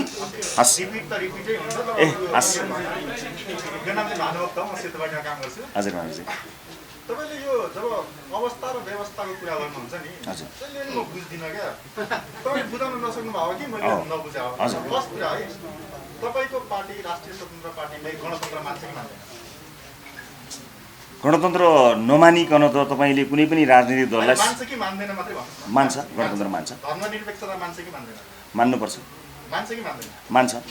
संहिता मान्छ कि मान्दैन? संहिता मान्छ। संहिता पनि मान्छ होइन। अब के हो भने तपाईँले अस्ति पनि भन्नु आज पनि भन्नुभयो हामी व्यवस्था परिवर्तन गर्न होइन अवस्था परिवर्तन गर्न आएको भन्नु। अब तपाईँले अस्ति पनि तपाईँको पार्टीको त्यो मैले पढेँ त्यसमा भन्नुभएको छ कि प्रत्यक्ष निर्वाचित प्रधानमन्त्री र प्रत्यक्ष निर्वाचित मुख्यमन्त्री भन्नुहुन्छ। अब संविधानले के भनेको छ भने नेपालमा त संसदीय लोकतन्त्र छ होइन। भनेको हाम्रो प्रधानमन्त्री चाहिँ पार्टीहरू चुनाव लड्छन्, चुनाव लडेपछि बहुमत ल्याउँछ अथवा अलायन्स हुन्छ अनि उनीहरूको संसदमा बहुमत भयो भने उनीहरूले चुज गरेको व्यक्ति चाहिँ प्रधानमन्त्री हुन्छ भन्ने हाम्रो अहिलेको संवैधानिक व्यवस्था हो। त्यो संवैधानिक व्यवस्था हो। अब तपाईँ भन्नुहुन्छ कि अवस्था परिवर्तन गर्ने व्यवस्था परिवर्तन गर्ने पनि होइन भन्नुहुन्छ, फेरि भन्नुहुन्छ कि होइन हामी त प्रत्यक्ष निर्वाचित कार्यकारी प्रधानमन्त्री चाहिन्छ भन्नुहुन्छ। अब प्रत्यक्ष निर्वाचित कार्यकारी प्रधानमन्त्री अहिलेको व्यवस्था परिवर्तन यसमा अलिकति तपाईँलाई कन्फ्युजन कहाँ भयो भने हामीले प्रत्यक्ष निर्वाचित प्रधानमन्त्रीको उम्मेदवार प्रत्यक्ष निर्वाचित मुख्यमन्त्रीको उम्मेदवार भनेका हौँ हामीले। हाम्रो पार्टीभित्र चाहिँ पहिले नै हामी प्रत्यक्ष हामी चुनावमा जानु अगाडि हाम्रो पार्टीको प्रधानमन्त्री को रहन्छ भन्ने कुरा पहिले नै हाम्रो प्राइमेरी निर्वाचन गरेर गर्छौँ। त्यसमा प्रत्यक्ष निर्वाचित भनेर हामी जानु खोजेको। हामीले अहिले देशमा प्रत्यक्ष निर्वाचित व्यवस्था छैन। 2056 सालमा कङ्ग्रेसले कृष्णप्रसाद भट्टराईलाई अबको प्रधानमन्त्री हो भनेर भन्यो अथवा 2014मा बिजेपीले मोदीलाई अबको प्रधानमन्त्री हो भनेर भन्यो। त्यसै गरी भनेर होइन अब प्रारम्भिक निर्वाचन गरेर नि त हामी त निर्वाचन गर्छौँ नि त। हामी त प्रारम्भिक पार्टीभित्र पहिला नै सायद हामीले डेटै अनाउन्स गर्छौँ। हामी त निर्वाचन भनेर होइन नि निर्वाचन गर्छौँ जहाँ चाहिँ नि साधारण सदस्यहरूले हो आम निर्वाचनमा चाहिँ तपाईँहरू जाँदाखेरि भोलिका दिनमा मङ्सिरमा चुनाव होला त्यति बेला चाहिँ तपाईँको स्वतन्त्र पार्टीले चाहिँ रवि लामिछाने यदि स्वतन्त्र पार्टीले चाहिँ बहुमत ल्यायो भने रवि लामिछाने प्रधानमन्त्री हुन्छ भनेर डिक्लेयर गरेर जाने त्यसको अर्थ त्यो हो। या तपाईँहरू चाहिँ सिस्टमै चेन्ज गरेर प्रत्यक्ष निर्वाचित जस्तो इजरायलमा हुँदैछ नि त, इजरायलमा प्रत्यक्ष निर्वाचित प्रधानमन्त्री होइन पार्टीभित्र थियो त। अहिले त हामी त व्यवस्था त बदल्नै सक्दैनौँ नि। हामीलाई थाहा छ नि हामी त व्यवस्था बदल्ने त हाम्रो त्यही तपाईँलाई के लाग्यो हुनसक्छ भने मैले त्यसलाई स्पष्ट पार्न नसकेको पनि हुन सक्दछु। हाम्रो पार्टीमा एटलिस्ट आम सर्वसाधारणलाई हामी चुनावमा जाँदा के थाहा हुन्छ भने यो दलले जितेको खण्डमा यो दलले सरकार बनाएको खण्डमा यस दलको प्रधानमन्त्री को हुन्छ र त्यो चाहिँ चुनावबाट पार्टीभित्रको आन्तरिक प्राइमेरीबाट नै भोटका माध्यमबाट चुनिएर आएको हुन्छ। त्यहाँ चाहिँ आन्तरिक लोकतन्त्र हाम्रो पार्टीको आन्तरिक लोकतन्त्रले के भन्दछ भने प्रधानमन्त्रीको उम्मेदवार चाहिँ पार्टीभित्र चुनिएर आउँछ भन्ने व्यवस्था हो। हामी अघि हजुरले हुन्छ आम चुनावको लागि त फेरि व्यवस्थाकै कुरा आयो नि त होइन। त्यो त होइन, त्यो मलाई अरूले पनि सोध्नु भएको थियो यो कुरा यो तपाईँ अलिकति बुझेन भन्नुभएको थियो। त्यो सम्भवतः मैले बुझाउन खोजेको अप्ठ्यारो हुनसक्छ। त्यो त अब सक्दै सकिएन नि। अहिले त तपाईँ भन्नुहोस् न यदि संविधानसँग बाजिएको अवस्थामा त राजनीतिक दल दर्ता नै हुन सक्दैन नि त होइन। त्यस कारणले अहिले त हाम्रो त्यसमा त अलि अरूले पनि मलाई प्रश्न नगर्नु भएको होइन गर्नुभयो। यसमा परिवारवादमा प्रश्न गर्नुभएको थियो। हाम्रो आन्तरिक लोकतन्त्रलाई हामी यति मजबुत बनाउने प्रयास गरिरहेका छौँ कि हाम्रो दललाई थाहा हुन्छ कि यो दलले कसलाई प्रधानमन्त्रीका रूपमा चुनेर है फेरि टिका लाएर अथवा कुनै निर्णयले होइन भोटै गराएर जहाँ चाहिँ तलसम्म फेरि व्यवस्थाको कुराकानी आयो होइन। त्यसमा अघि मैले बताइसकेको छु। यसमा हाम्रो राय छन् विचार छ यो एकदमै खर्चिलो छ धान्न नसक्ने छ यो यसमा व्यापक सुधार चाहिन्छ भन्ने कुरा त हामी भनिहाल्यौँ। तर हामीले चाहेको विधिको शासन चाहिँ व्यवस्था परिवर्तन नगर्दा पनि हामी हासिल गर्न सक्छौँ। यद्यपि व्यवस्थामा हुने सुधारहरू छन् त्यसका लागि आज हामी त्यो एजेन्डामा छैनौँ। तर विधिको शासनको एजेन्डा हाम्रो सबैभन्दा महत्त्वपूर्ण कुरा हो। अघि फेरि त्यही नै कुराहरू आयो यसको मैले लगभग जवाब दिनै सकेको छु। खालि प्रश्न फरक ढङ्गले आएको मात्रै हो। सिद्धान्त छन् आफ्नै एजेन्डा छन् होइन। अब आफ्नै काम गर्ने शैली छ आफ्नै प्रवृत्ति छ। त्यो शैली प्रवृत्ति र काम गर्ने एजेन्डामा कोहीले भोलि राम्रो काम गर्छ भनेपछि त उहाँहरूलाई त स्वयं हामीले नै भोट हाल्नु पऱ्यो नि। ओहो मेरो पार्टी हो सबै मेरै सिद्धान्त हो सबै राम्रो भन्ने विषयवस्तु रहँदैन। जसले सोसाइटीमा राम्रो काम गर्छ जसले समाजमा राम्रो काम गर्छ उनीहरूलाई अगाडि बढाउनुपर्छ भन्ने सिद्धान्त हो। हामी सकभर राम्रो काम गर्ने प्रयास गरिराखेका छौँ प्रयास गर्छौँ र हिजो पनि गरेकै हो अझ पनि गर्ने प्रयासमा छौँ र गरि पनि रहेका छौँ। अझै गर्न आवश्यक छ गर्छौँ हामी। तर त्यसमा यसो होइन तपाईँ किनभने यो कुनै तपाईँको जागिर खाना त गएको होइन नि त। ओहो 1 नम्बरमा उसको नाम निङ्गिलिहाल्यो 2 नम्बरमा मेरो नाम त्यो होइन।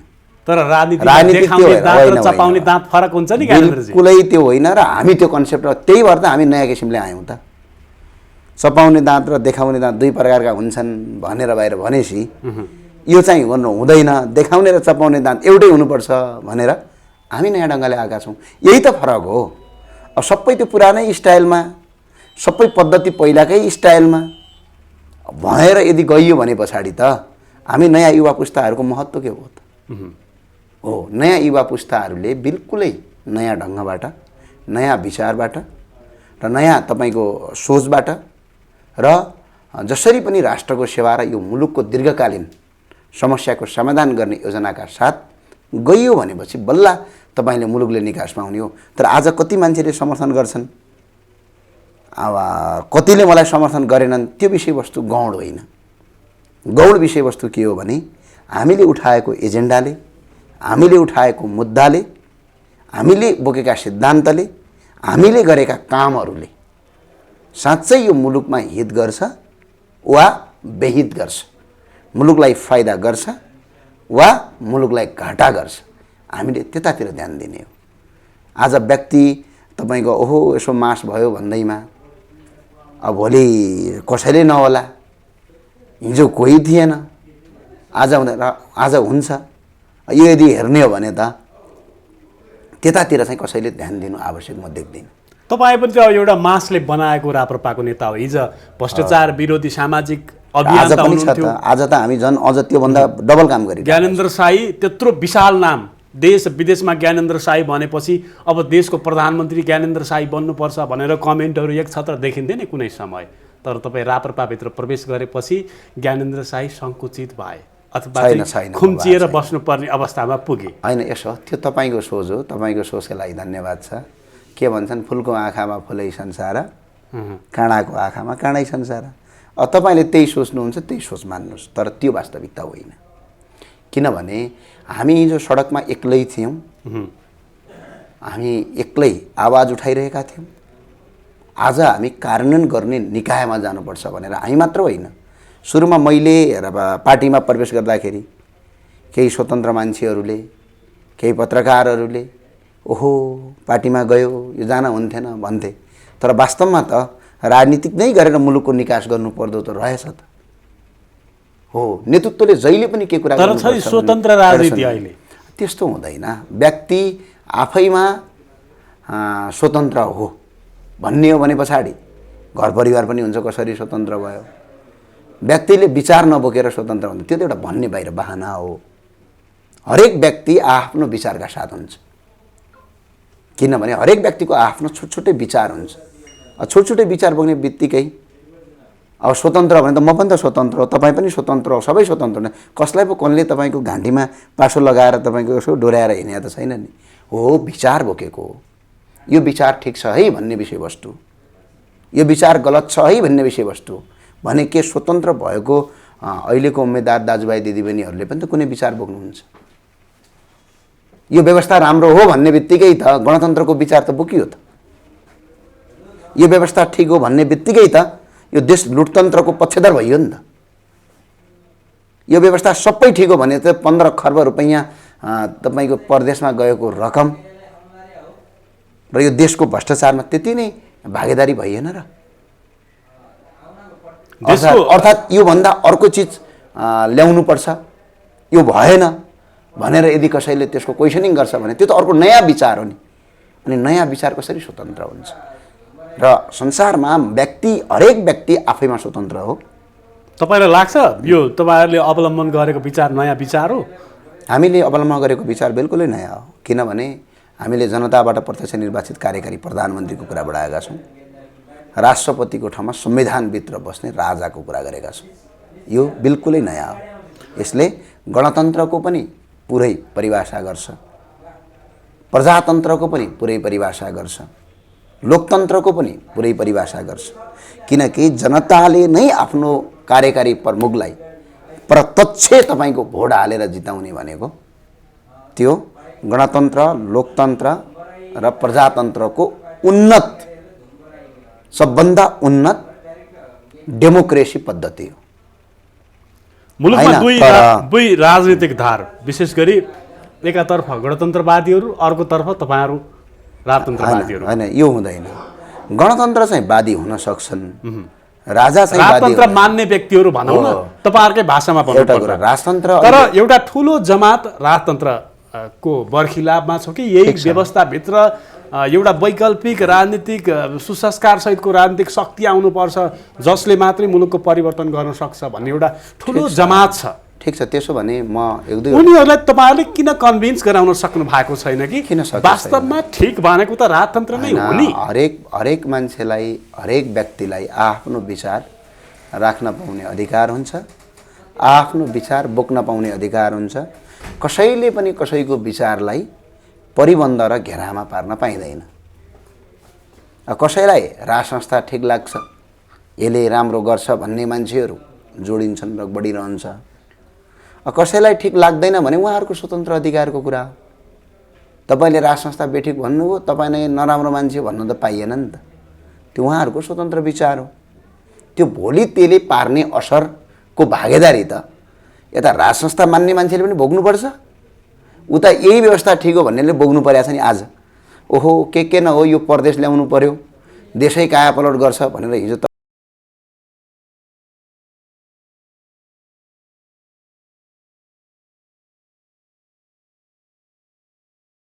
तपाईँ हामी सबै लाग्या हो नि। तर आज त्यसको दुर्भाग्य, त्यसको बेफाइदा त हामीले बोकेका छौँ नि। उदाहरणका लागि हिजो 2062 सालमा डलरको रेट कति थियो? 58 रुपियाँ थियो, 60 रुपियाँ थियो करिब करिब। $1 बराबर, $1 बराबर नेपाली 60 रुपियाँ थियो। आज 125 रुपियाँ छ। झन्डै यो 13 वर्षमा देशको अर्थतन्त्र 62% घट्यो। त्यसको असर त तपाईँले पनि पाउनुभयो, मैले पनि पाएँ, राजा नै ठिक छ भन्ने मान्छेले पनि पाए। यो राजा त सबैभन्दा कामै नलाग्ने हो भनेर सडकमा उफ्रिनेहरूले त झन् दुःख पाएका छन्। तर हो त्यो कारणले गर्दाखेरि आज देशको इज्जत जाँदाखेरि आज तपाईँको पनि शिर निहुरिएको छ, राजावादीको पनि शिर निहुरिएको छ, गणतन्त्रवादीको पनि त शिर निहुरिएको छ। आज हाम्रो देशको राष्ट्रपति र प्रधानमन्त्री विदेश भ्रमण जाँदा त्यहाँको एउटा पत्रिकामा एउटा फोटोसम्म छाप्दैनन्। तर हिजो राजा जाँदाखेरि त्यहाँको राष्ट्रपति र प्रधानमन्त्रीहरू एयरपोर्टमा लिन आउँथे। त्यसले त सिङ्गो नेपालीको शिरलाई ठाडो बनाएको थियो नि। आज सबै नेपालीको शिर झुकिएको छ। के आज गणतन्त्र मान्ने साथीहरूको शिर ठाडो भएको छ त? के राजावादीको शिर ठाडो भएको छ त? छैन। हो त्यस्तै विचार हरेक मान्छेले मान्न पाउँछ, हरेक मान्छेले नयाँ चिज ल्याउनुपर्छ।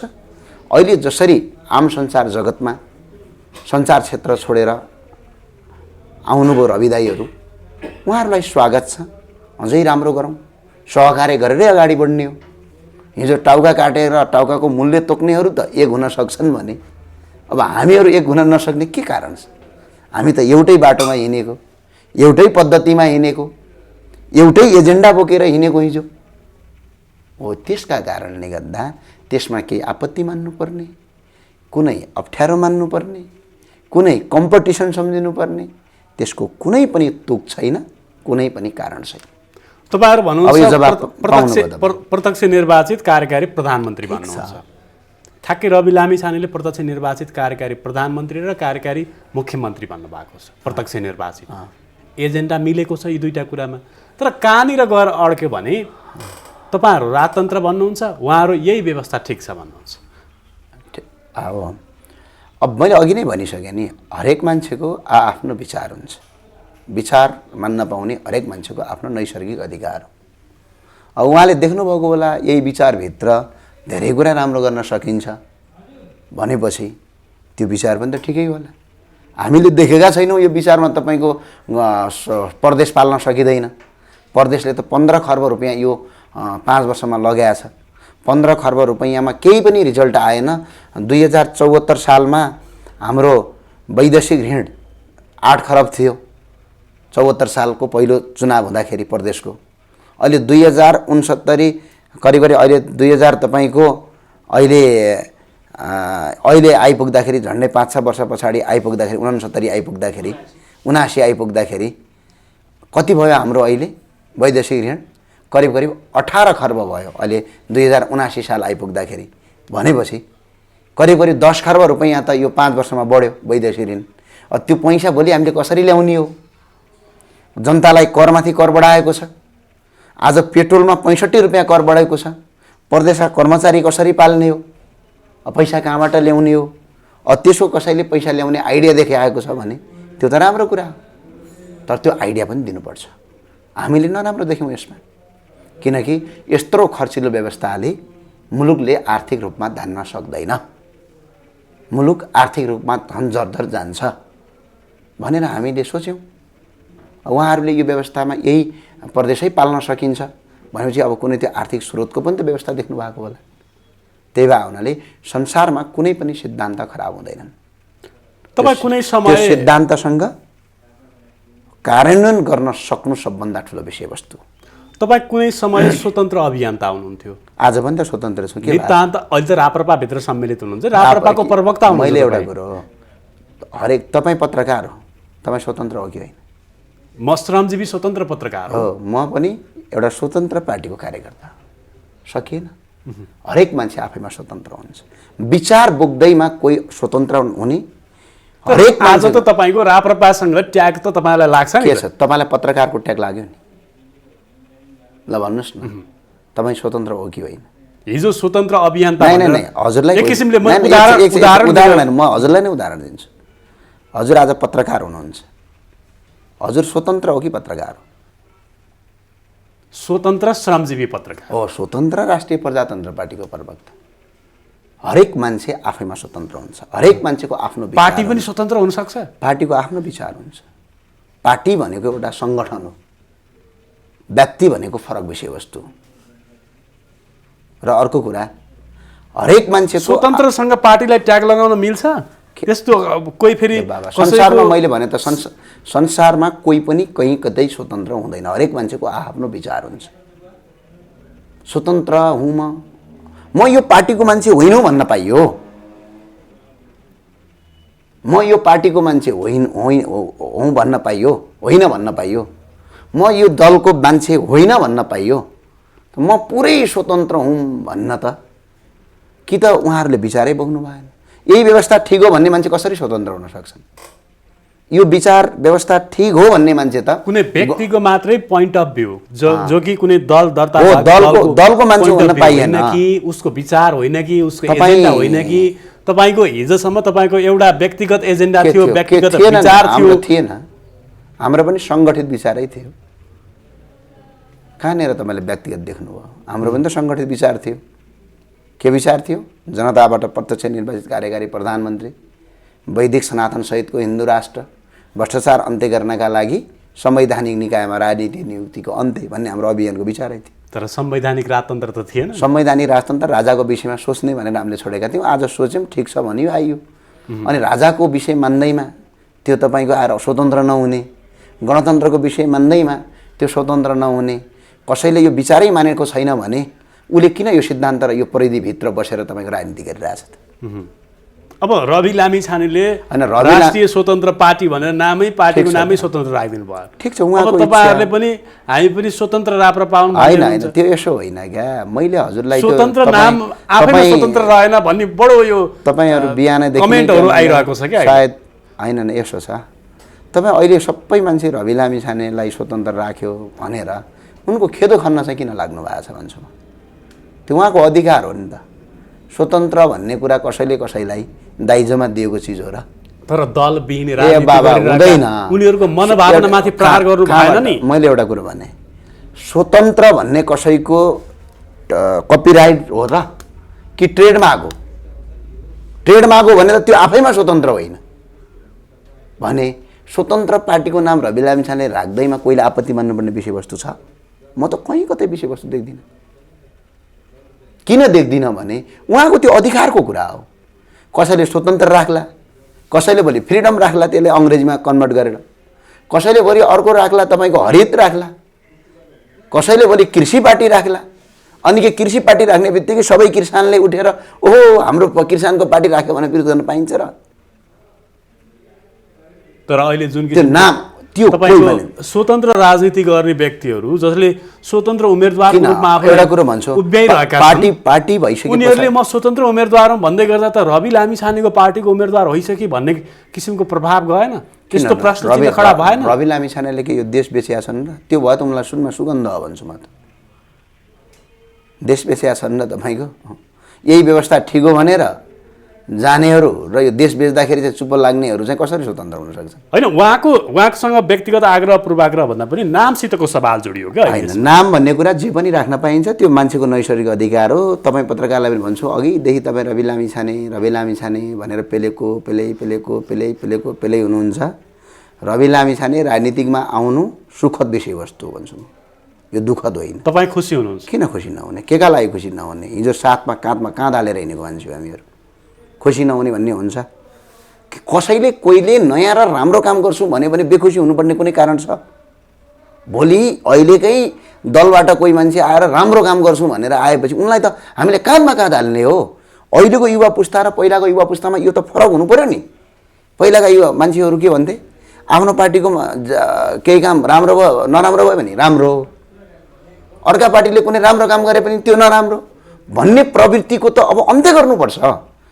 आफ्नो पार्टीभित्रका मान्छेले राम्रो काम गर्यो भने राम्रो भन्न पर्यो, आफ्नो पार्टीभित्रका मान्छेले नराम्रो काम गर्यो भने नराम्रो भन्न पर्यो। अन्य कुनै पार्टीका मान्छेले राम्रो काम गर्छन् भनेपछि त्यसको प्रशंसा गर्न पर्यो, उनीहरूलाई प्रोत्साहन गर्न पर्यो, त्यतातिर जानु पर्यो। अहिलेकै काङ्ग्रेस एमाले माओवादीबाट यदि कसैले राम्रो काम गर्छ भने त उहाँको प्रशंसा गर्नु पर्यो नि त, हामीले हौसला बढाउनु पर्यो। अब त्यही तपाईँको मेरो पार्टीले जे गरे पनि राम्रो हुने, अर्काको पार्टीले जति गरे पनि नराम्रो हुने, त्यो प्रवृत्ति त पुराना सोच भएका राजनीतिक दलको हो। त्यही भावनाले मेरो आग्रह छ, त्यो रवि लामिछाने भनेर तपाईँहरू स्वतन्त्र भनेर किन खोल्यो होला, किन गर्यो होला, किन पछाडि लाग्यो? होइन, हामीले त त्यो अधिकार आम जनमानसले गरेका सवालहरूलाई उठाउने न हो। कताको जनमानस? 2-3 जना तपाईँको आएर यही गणतन्त्र मानेर यही व्यवस्था ठिक हो भनेर अनि त्यसको पछाडि लागेर रवि लामिछानेका विरुद्धमा मुद्दा हाल्दैमा अनि तिनलाई आम जनमानस भन्नुहुन्छ तपाईँ? ल, आम जनमानस हो भने अहिलेको सदनमा कतिवटा सिट छ त तिनीहरूको? ल भन्नुहोस् न। धेरै सिट त अब तपाईँहरूको पनि छैन, एउटै मात्रै हो। एउटा त छ कमसेकम, हाम्रो एउटा त छ नि। उहाँहरूको कति छ त? हाम्रो एउटा त सिट छ नि। तपाईँ आम जनमानस भन्नुहुन्छ। रवि लामिछानेले स्वतन्त्र पार्टीको नामै नराख्ने भनेर पछाडि लागेका छन् बा, त्यो उहाँको अधिकार हो। भोलि राष्ट्रिय प्रजातन्त्र पार्टीको नाम राख्यो, कसैलाई केही आपत्ति छ? त्यो नाम राख्यो त हो। काम कस्तो गर्छ, काम गलत गर्छ कि काम सही गर्छ, त्यतातिर जाऊँ न। बरु हाम्रो नामै खोस्यो अरे, भोलि कसैले कृषि पार्टी नाम राखिदिएला अनि सबै नेपालभरिका किसानहरू आएर अनि यो त हाम्रो नाम हो फिर्ता देऊ भन्न पाइन्छ र? के राख्न पाइँदैन? के नेपालको नागरिक होइन? हरेक मान्छे नेपालको नागरिक हो, हरेक मान्छेको अधिकार छ। ल त्यसो हो भने त्यो स्वतन्त्र भनेका साथीहरूको कहाँ दर्ता भएको छ त? त्यसो भने दर्ता भयो त त्यो त स्वतन्त्रै भएन नि त। स्वतन्त्र हाम्रो हो भन्ने कहीँ कपिराइट देख्नु भएको छ? कहीँ प्याटर्न राइट देख्नु भएको छ? दर्ता नगरेकोलाई नै स्वतन्त्र भन्ने थियो अहिलेसम्म। त्यसो भने विचार बोकेर ल जो स्वतन्त्र हुनुहुन्छ उहाँलाई गएर इन्टरभ्यू गर्नुहोस्, तपाईँ यो व्यवस्था मान्नुहुन्छ कि यो व्यवस्थाभन्दा फरक मान्नुहुन्छ भनेर सोध्नुहोस्। यो व्यवस्था मान्छु भन्ने बित्तिकै गणतन्त्रको हतियार हो, अनि कसरी स्वतन्त्र भयो? अनि अर्को व्यवस्था लामिछानेले पनि यही व्यवस्था मान्छु भनेर उहाँ त स्वतन्त्र होइन भनिराख्नु भएको छ त। म स्वतन्त्र पार्टी पो खोल्या त भन्नुभएको छ त।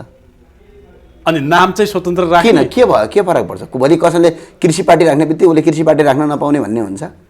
हुन्छ ज्ञानेन्द्रजी, अहिले यो टपिकलाई त्यही भएर रवि लामिछानेको पछाडि पर्ने पटक रवि लामिछानेकै खेदो खन्ने, यो रवि लामिछानेलाई नै तपाईँको घेराबन्दी गर्ने, यो ज्ञानेन्द्र शाहीलाई नै घेराबन्दी गर्ने जुन प्रवृत्ति समाजमा भयो, हामीले आजका दिनसम्म कसैको 1 रुपियाँ पैसा खाएको पनि छैन, कोही मान्छेको टाउको काटेको पनि छैन, कसैको आजसम्म एउटा बस जलाइदिएको पनि छैन, कसैलाई नेपाल बन्द गरेर यति पनि दुःख दिएको छैन, बरु सेवा नै गरेका हामीलाई। एकछिन सम्झिनुहोस् त, हिजो कोभिड आउँदाखेरि मैले चामल बाँडेर म जेल परेँ, चामल गरिबलाई खुवाएका कारणले। सिडिओ साहबसित अनुमति लिनु भएन नि तपाईँले त्यति? त्यसो भनेपछि चामलको घर भात खान पनि सिडिओलाई अनुमति लिनुपर्ने।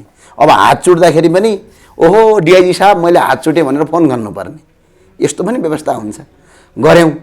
तिनै रवि लामिछाने आज जो पत्रकार अरू जो मुद्दा हाल्दै हुनुहुन्छ, जो विरोध गर्दै हुनुहुन्छ, तिनै रवि लामिछानेले हिजो अस्पताल खोलिदिएर सयौँ दुखी र गरिब पीडितलाई कोभिडको बेला बचाएका हुन्।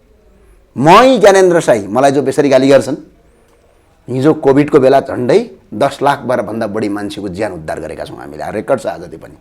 कोभिडको बेला कोही हिँडेको थियो बाहिर, आज जो अन्य पार्टी दलमा भोट हाल्दै हामीलाई गाली गर्छन् त्यो मजदुर वर्गका दाजुभाइहरू तिनै मान्छे भोलि हिजो अलपत्र पर्दाखेरि कोभिडको बेला काँध हामीले नै हालेका थियौँ। के हामीले गल्ती गऱ्यौँ? के हामीले अपराध गऱ्यौँ? हामीले त अपराध गरेनौँ। भने अपराध गरेका छैनौँ त तपाईँहरू पछाडि लाग्नुको कारण के? आज जसरी तपाईँहरूले हामीलाई क्वेसन सोध्नु भएको छ, यही क्वेसन के तपाईँहरूको हिम्मत छ प्रचण्डलाई सोध्ने? के तपाईँहरूको हिम्मत छ शेरबहादुर देवाजीलाई सोध्ने? के तपाईँहरूको हिम्मत छ केपी शर्मा ओलीलाई सोध्ने? ल सोध्नुहोस्। ल केपी शर्मा ओली हिम्मतको कुरा नगर्नुहोस्, हामी भेट गर्नुहोस्।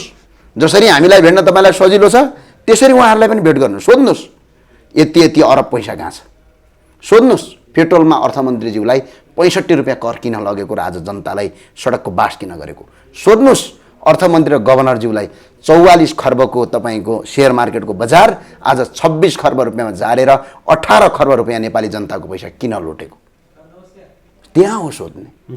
जसले केही गर्न लागेको छ उसैको तपाईँको बिउ काट्ने, उसैको टाउको काट्ने, उम्रिन लागेको बिरुवालाई त्यही निमुट्ने किसिमको प्रवृत्तिले देश कसरी विकास हुन्छ?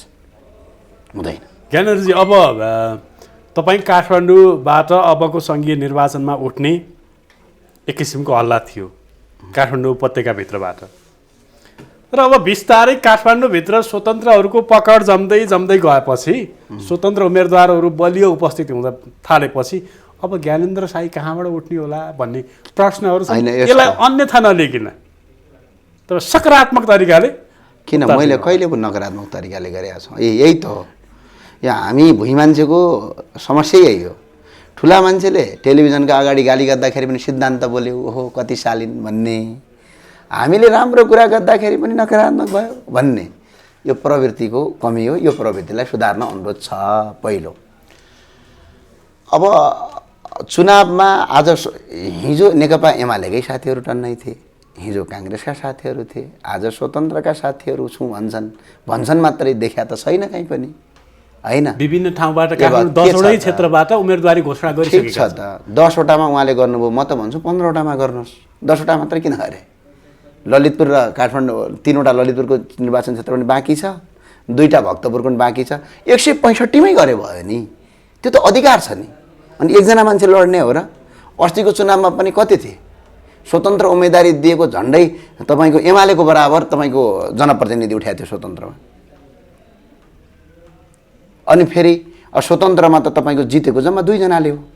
एकजना हर्क साम्पाङले जित्नुभयो, एकजना बालेन्द्रले, अरू त सबै पार्टीबाट बागी लडेका हुन्।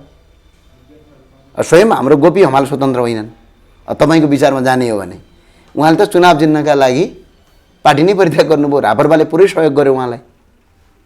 भनेपछि मेरो भनाइ के हो भने कोही मान्छे आउँदैमा, कोही मान्छे जाँदैमा हामीले आफ्नो एजेन्डा बिर्सिनु हुँदैन, हाम्रो काम बिर्सिनु हुँदैन। काठमाडौँबाट पनि चुनाव लडिन्छ, जुम्लाबाट पनि लडिन्छ, जनताले जहाँबाट भन्छन् त्यहीँबाट चुनाव लड्ने हो, के फरक पर्छ? र अब जुन किसिमको चमक, जुन किसिमको ऊर्जा तपाईँ सडकमा जुन किसिमबाट सङ्घर्ष गर्नुहुन्थ्यो, यो व्यवस्थाले गरेका अनेकन भ्रष्टाचारहरू, कुरीतिहरू विरुद्ध चाहिँ जुन किसिमबाट स्टेबल रूपमा तपाईँ अगाडि बढ्नुहुन्थ्यो, अहिले किन त्यो चमक अनुहारमा हिजो चाहिँ ऊर्जा किन अस्थिर बन्दै गयो? हिजो चाहिँ तपाईँ कहाँ हुनुहुन्थ्यो? चमक मेरो कति छ भनेर म कि त नाप्न पर्यो अगाडि लगेर, मेरो चमक चाहिँ कति छ भनेर तपाईँलाई देखाउनका लागि म चमक नाप्न सक्छु र मैले मेरो काम गर्ने हो। यो पार्टीमा आइसके पछाडि पनि देशभरिको आमसभा गरेका छु, त्यो चमक होइन। देशभरि करप्सनका विरुद्धमा खबरदारी गरेका छु, त्यति मात्र होइन। अहिले नै हिजो नै तपाईँ पनि त सँगै हुनुहुन्थ्यो सर्वोच्च अदालतमा, कसैले प्रधान न्यायाधीशका विरुद्धमा निवेदन हाल्यो आजसम्म? न्याय परिषद बाहेक ठुल्ठुला दलले हाल्न सके? हामीले त चमकका साथ, दमका साथ, हिम्मतका साथ गएर प्रधान न्यायाधीश मानौ न्यायाधीशलाई कारबाही र अनुसन्धान गरेर अहिले खोरा जागेर अनुसन्धान गर भनेर न्याय परिषदमा निवेदन दर्ता गराए। त्यस्तै गरी त्यो अर्को वकिल साहबलाई अहिलेको अहिले लाइसेन्सै खारेज गरेर कारबाही गर भन्यो। अनि त्यसपछि त्यहाँभन्दा अगाडि पेट्रोलियम पदार्थका विरुद्धमा तपाईँले कारण माग्यौँ हामीले, आजसम्म कसैले कारण मागेको थियो? अनि त्यो चमक चाहिँ मैले के गर्नुपर्ने? आज आज आज आज 179 प्रति लिटर हुँदा पनि तपाईहरु त मौन नै देखिरहेका छन् जनताले। जनताले मौन होला, हामी त मौन छैनौँ नि। अनि तपाईँलाई चमक देखाउनका लागि के मैले थर्मोमिटरले 8 मिटरले चमक नाप्नु पर्ने? त्यो होइन। यो तपाईँले सोधेको क्वेसन डिमोलाइजर नेपालको क्वेसन मन परेन तपाईँ मलाई मन नपर्ने भन्ने कुरा होइन। चमक कसरी हुन्छ त? चमक देख्नलाई के गरौँ त? अब हजुरको चमक कति छ भनेर मैले यहाँबाट हेरेर हजुरको चमक निकाल्न सक्छु त? मैले मान्छेको चमक नाप्ने चाहिँ यन्त्र के छ त संसारमा? हो, तपाईँले काम गर्नुभयो कि भएन? सेयर मार्केटको अवस्था हेर्नु भएको छ, 3200बाट 1800मा झरिसक्यो। अब अहिले मुख्यतया विषयवस्तु चाहिँ धेरै मान्छेले के भने सेयर मार्केटमा लगानी गर्ने लगानीकर्ताहरू कुन राजनीतिक व्यक्तित्व राजनीतिक दलबाट प्रतिनिधित्व गर्ने कुन नेता बोलिदिन्छ भनेर मुख हेरेर होइन। अस्ति हामी सेयर मार्केटको विषयमा अस्ति अध्यक्षज्यू र म गयौँ पनि, र सेयर मार्केटलाई एक हिसाबमा बुझाइको कमी हो कि भन्ने पनि अहिले देखिएको छ। जसरी यो अर्थ मन्त्रालयमा र अर्थमन्त्रीहरू हुनुहुन्छ, उहाँहरू सेयर मार्केटमा जसरी अनभिज्ञ देखिनुभयो, त्यो उहाँको अज्ञानताको कमीले आज नेपाली जनताको 26 करिब गुमेको छ। देश प्रत्येक दिन वैदेशिक ऋणमा छ, डलरको मूल्य बढेर आकाश चुमेको छ। सेयर मार्केट भनेको सेयरमा लगानी कसले गर्छ? सेयरमा मध्यमवर्गीय परिवारभन्दा पनि अझ तल्लो स्तरका मान्छेले सेयरमा लगानी गर्ने। सेयरमा लगानी गरेपछि यो जुवाघर भन्दै छ, कसैले कोइलर कुखुरा हो भन्दै छ, कसैले लेज कुखुरा हो भने छ, अन्डै दिँदैन भने छ। त्यो अलिकति अध्ययनको कमी भयो कि भन्ने हो। सेयर मार्केट भनेको संसारभरिको कुनै पनि अर्थतन्त्रको सूचाङ्क नाप्ने एउटा मात्रै तपाईँको सङ्केत हो सेयर मार्केट। कुनै पनि देश विकसित छ, कति आर्थिक रूपमा उन्नति छ, कति आर्थिक रूपमा तपाईँको दुर्गतिमा छ भन्ने नाप्ने संयन्त्र हो सेयर मार्केट भने त्यो कसरी तपाईँको जुवाघर हुन सक्छ? अब छोटो भाषामा बुझाउँदाखेरि धेरै मैले देखेँ त्यो जुवाघर भन्नेहरू, कोइलर कुखुरा भन्नेहरू, लेस कुखुरा भन्नेहरूलाई यो भिडियो हेरेर 2-4वटा कुरा सिक्दिनु होला।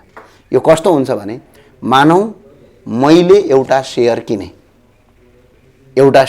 भने त्यो सेयर मैले घर ल्याएर भड्डुमा पकाएर खाने होइन, त्यहाँ पैसा लगानी गर्ने हो र त्यसबाट सेयर पाउने हो।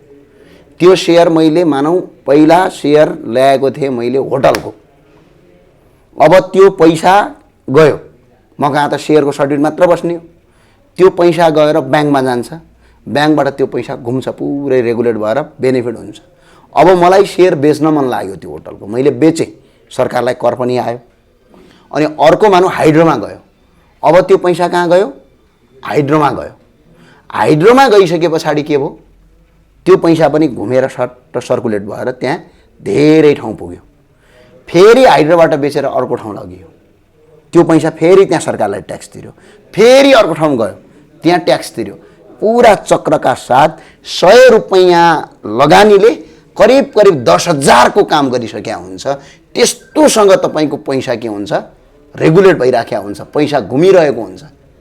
आज हेर्नुहोस् त, 100 रुपैयाँ तपाईँले होटलमा हाल्नुभयो भने त्यस रुपैयाँ गएर ब्याङ्कमा गयो, ब्याङ्कमा त त्यत्तिकै बस्दैन, कतै कृषिको क्षेत्रमा लगानी भयो, त्यहाँबाट उत्पादन भयो, त्यसपछि त्यो पैसा आयो अर्को ठाउँमा गयो, अर्कोलाई रोजगारी भयो। यस्तो किसिमको डाइनामिक इकोनोमीलाई आज ध्वंस पारेर देशका जनतालाई रुवाउने, जनता डुबाउने, आज 52 लाखभन्दा बढीको परिवारलाई सडकमा ल्याउने किसिमको जुन आर्थिक नीति र अर्थमन्त्रीले गर्नुभएको छ, उहाँहरूलाई त मेरो आग्रह राजद्रोहको देशद्रोहको मुद्दा लगाएर जेल हाल्नुपर्छ। अर्थमन्त्रीलाई किन नहाल्ने? यसरी तपाईँको जनताको पैसा डुबाइदिन पाइन्छ? त्यो तपाईँले अधिकार भन्दै गरेका व्यक्तिहरूलाई जेल हाल्दै जाने हो त नेपालका सबै नेता जेल पर्छ। होइन, अब गतिलो काम नगरे त भोलि मै पनि त जेल पर्न पर्यो। तपाईँले कसरी भन्नुहुन्छ? 18 खर्ब रुपियाँ गुमाएको छ सेयर मार्केटबाट। उहाँहरूको एउटा बोलीले, उहाँहरूको एउटा सानो निर्णयले के निर्णय गर्नुभयो? 4/12 को निर्णय गर्नुभयो। 4 र 12 को निर्णय भनेको 4 करोड र 12 करोड लिन पाउने। एउटा ब्याङ्कबाट लग्यो भने 4 करोडसम्म लिन पाइने, सबै ब्याङ्कबाट गरेर 12 करोड लिन पाइने। पहिला 100 करोडसम्म लिन पाइन्थ्यो, 200 करोडसम्म लिन पाइने छ संसारभरि। त्यो त चलायमान, अर्थतन्त्रलाई चलायमान गर्ने कुरा हो। त्यो रोक्ने भनेको त देशका जनताको भविष्य बर्बाद गरे होइन। के राजद्रोह भनेको मान्छे मारेर मात्र लाग्ने? मान्छेलाई मार्नु भनेको गोली मात्र हान्नु हो? उसको हात खुट्टा बाँधेर उसलाई जीविकोपार्जनबाट तपाईँको वञ्चित गर्नु भनेको पनि त मान्छे मार्नु बराबर हो। आज त्यो किसिमको व्यवस्था ल्याएको छ। कसैले जुवाघर भनेको छ। हिजो सदनमा हेरेको थिएँ, एकजना मान्छेले त कोइलर कुखुरा हो, यो बैलर कुखुरा हो भन्दै थियो। त्यस्तो पनि हुन्छ सेयर मार्केट? लेस कुखुरा हो, जसले अन्डै पार्दैन भन्छन्। सेयर मार्केटको कुनै नलेजै छैन बा, अब कसरी सांसद बने हो? कमसेकम उहाँहरूले तपाईँ पनि त आज मात्रै बोलेको होइन, हो होइन। नि। माइती घरमा यत्रो आन्दोलन थियो सेयर मार्केटको बारेमा हामी हाम्रो लगानी डुब्यो, सरकारले हेरेन भनेर त्यत्रो आन्दोलन गर्दा पनि तपाईँ मौन किन हुनुहुन्थ्यो। गयौँ? अन्त त बोल्नै पर्ने भयो भनेर बोल्नु भएको न हो। होइन होइन, यसो तपाईँको मिडिया जहाँ गएको छैन त्यहाँ चाहिँ ज्ञानेन्द्र साईले मेरो मिडिया गएको थिएन, त्यो भएर ज्ञानेन्द्र साई पुगेन भन्नुहुन्छ भने त मेरो क्वेसन केही पनि छैन। तर तपाईँलाई एउटा उदाहरण दिन चाहन्छु। अध्यक्ष राजेन्द्र लिङ्गदेल र म उहाँको आन्दोलनमा र अनसनमा गएर आएका छौँ। आज होइन, 4-5 दिन बितिसक्यो। तपाईँ कहाँ हुनुहुन्थ्यो? बरु तपाईँ चाहिँ कहाँ हुनुहुन्थ्यो भनेर मैले सोध्ने बेला भयो। त्यो आन्दोलनको खै त तपाईँहरूले फोटो ल्याएको? तपाईँहरूको बाटो पर्यो होला त्यो आन्दोलन। बाटो होइन नि, हामी त त्यो आन्दोलनमै गयो। अब तपाईँले त बाटो पर्यो होला, घरको चिपेको होला, यस्तो किसिमको पनि क्वेसन हुन्छ र? अब त्यस्तो त गर्न मिलेन। त्यस्तो किसिमको क्वेसन चाहिँ भएन। बाटो पर्यो होला त्यस्तो नि हुन्छ? बाटो कसरी पर्छ? बाटो परेर पनि कुनै आन्दोलनको सवाल भयो भने बाटो पर्यो त्यो भएर भयो भन्ने, त्यसमा त तपाईँको पनि त बाटो पर्नुपर्ने। खै त तपाईँले खिचेर ल्याएको? सेयर मार्केटका ती आन्दोलनकारीहरूको हाल्नुहोस् न तपाईँहरूले। किनभने त्यो भएको कारणले गर्दाखेरि यसलाई सेयर मार्केट चाहिँ अहिले संसार सेयर मार्केट डुब्नु भनेको देशको अर्थतन्त्र डुब्नु, अर्थतन्त्र डुब्नु भनेको नेपाली जनताको जीवन बिग्रिनु हो। यो नगरिदिनका लागि अपिल गर्दछु। अब त्यही भावनाले अर्को बिचारा भर्खर उम्रिन लागेका छन् रवि लामिछाने, उहाँलाई चाहिँ कसरी नष्ट गर्ने भन्नेतिर नजानु होला। कोही पनि काम गर्न दिनुहोस्। यत्रो देश लुटे यी नेताहरूले चाहिँ सहेर बस्यौँ। अब अगाडि बढाउनु पर्छ। नयाँ काम गर्दैछन् त अगाडि बढाउँ न त। के जान्छ? दिल खोलेर छाती खोलेर अगाडि बढाउनुहोस्। ल अब छुट्दै तपाईँलाई म अन्तिम प्रश्न गर्छु।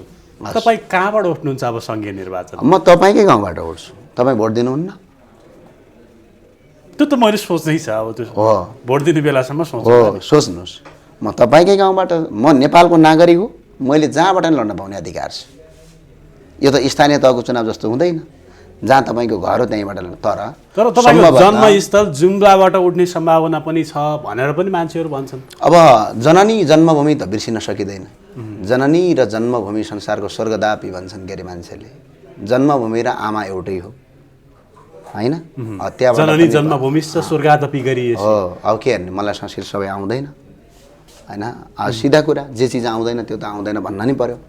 त्यो भए हुनाले जसरी तपाईँहरूको त्यहाँको दाजुभाइ दिदीबहिनीहरूले के भन्नुहुन्छ, मैले त्यहीँबाट लड्ने हो चुनाव। भोलि यहाँ जुम्लाको दाजुभाइ दिदीबहिनी, मेरो गाउँको मेरा सबै दिदीबहिनीहरूले, रापरबाको मात्र होइन, माओवादीका साथीहरूले, काङ्ग्रेसका साथीहरूले, एमालेका साथीहरूले, अन्य कुनै नेकपा समाजवादीका साथीहरूले, ल ज्ञानेन्द्रजी जुम्लाबाट चुनाव लड्नु पऱ्यो, हामी सबै लडौँ भने मैले त जित्ने होइन नि त, जनताले जिताउने हो। मैले एउटा भोट हालेर त केही हुँदैन। उहाँले त्यहाँबाट भन्नु भने म त्यतैबाट लड्ने हो। होइन ज्ञानेन्द्रजी यो वर्ष जुम्लामा हामी नै जित्छौँ, तिमी त्यही काठमाडौँबाटै लड भन्नुहुन्छ भने यहाँ काठमाडौँका जनताले र ठिकै छ ज्ञानेन्द्रजी आउनुहोस्, हामी यहाँबाट जिताउँछौँ, आउनुहोस् हामी भोट हाल्छौँ। मैले त लड्ने होइन नि त, चुनाव त जनताले लड्ने हो। हामी त एउटा उम्मेदवार हौँ भनेर देखिदिने मात्रै हो, प्रतिनिधि पात्र मात्र बास हो। त्यो भावनाले जताबाट जनताले भन्छ त्यतैबाट सम्भवतः अहिलेसम्म काठमाडौँ क्षेत्र नम्बर 2 वा जुम्ला यसको तयारी भइराखेको छ, तयारी गरिराख्नु भएको छ। त्यो हिसाबले जाने हो। अब अहिले त दुई ठाउँबाट उठ्न मिल्दैन क्या? वा भनिरहेको छु त, र भने त छैन नि। वा र रमा त फरक छुट्याउनु हजुरहरूले। त्यो भावना दुवै ठाउँबाट माग छ तपाईँलाई व्यापक रूपमा? ए माग छ भन्दा पनि चुनाव लड्न त तपाईँकै गाउँ चापाकोटको टिमै आएको छ त्यहाँ। ज्ञानेन्द्रजी स्याङ्जाको चापाकोटबाट चुनाव लडिदिनु पऱ्यो भनेर। के गर्नुहुन्छ हजुरले? भोट हाल्ने कि नहाल्ने आज सोध्दैछु म। मैले राम्रो काम गरेको छु भने तपाईँले भोट हाल्नु पऱ्यो। अब मैले नराम्रो काम गरेको छु भने तपाईँले भोट हाल्नु भएन। सिधा प्रश्न, सिधा जवाब। त रोज्नै पऱ्यो भने जुम्ला र काठमाडौँ दुईमा कुन रोज्नुहुन्छ त? अब यसको छलफल अप्रत्यक्ष रूपमा यसो बाहिर बताउन नहुने कुरा मनले आकलन गरेको होइन। यसो जननी जन्मभूमि जुम्ला हो, काठमाडौँ कर्मभूमि हो। अब जताबाट जनताहरूले तपाईँको ज्यादा फोकस गर्नुहुन्छ दाजुभाइ दिदीबहिनीहरूले त्यतैबाट लड्ने हो। चुनाव त मैले लड्ने होइन। दिल जुम्लातिर गयो। मैले आज होइन, यसो भन्नु मैले चुनाव लड्ने होइन, म त प्रतिनिधि पात्र मात्रै हो। जनताले भोट हाल्ने हो, दाजुभाइले भोट हाल्ने हो, दिदीबहिनीहरूले भोट हाल्ने हो। मेरो एक भोटले त के हुन्छ? प्रतिनिधि पात्र कहाँबाट बन्ने भन्ने सवालमा के? त्यो त उहाँहरूले जहाँबाट भन्नुहुन्छ त्यहीँबाट लड्ने हो। हुन्छ, समय दिनुभयो। समय र संवादको लागि धन्यवाद। धेरै धन्यवाद।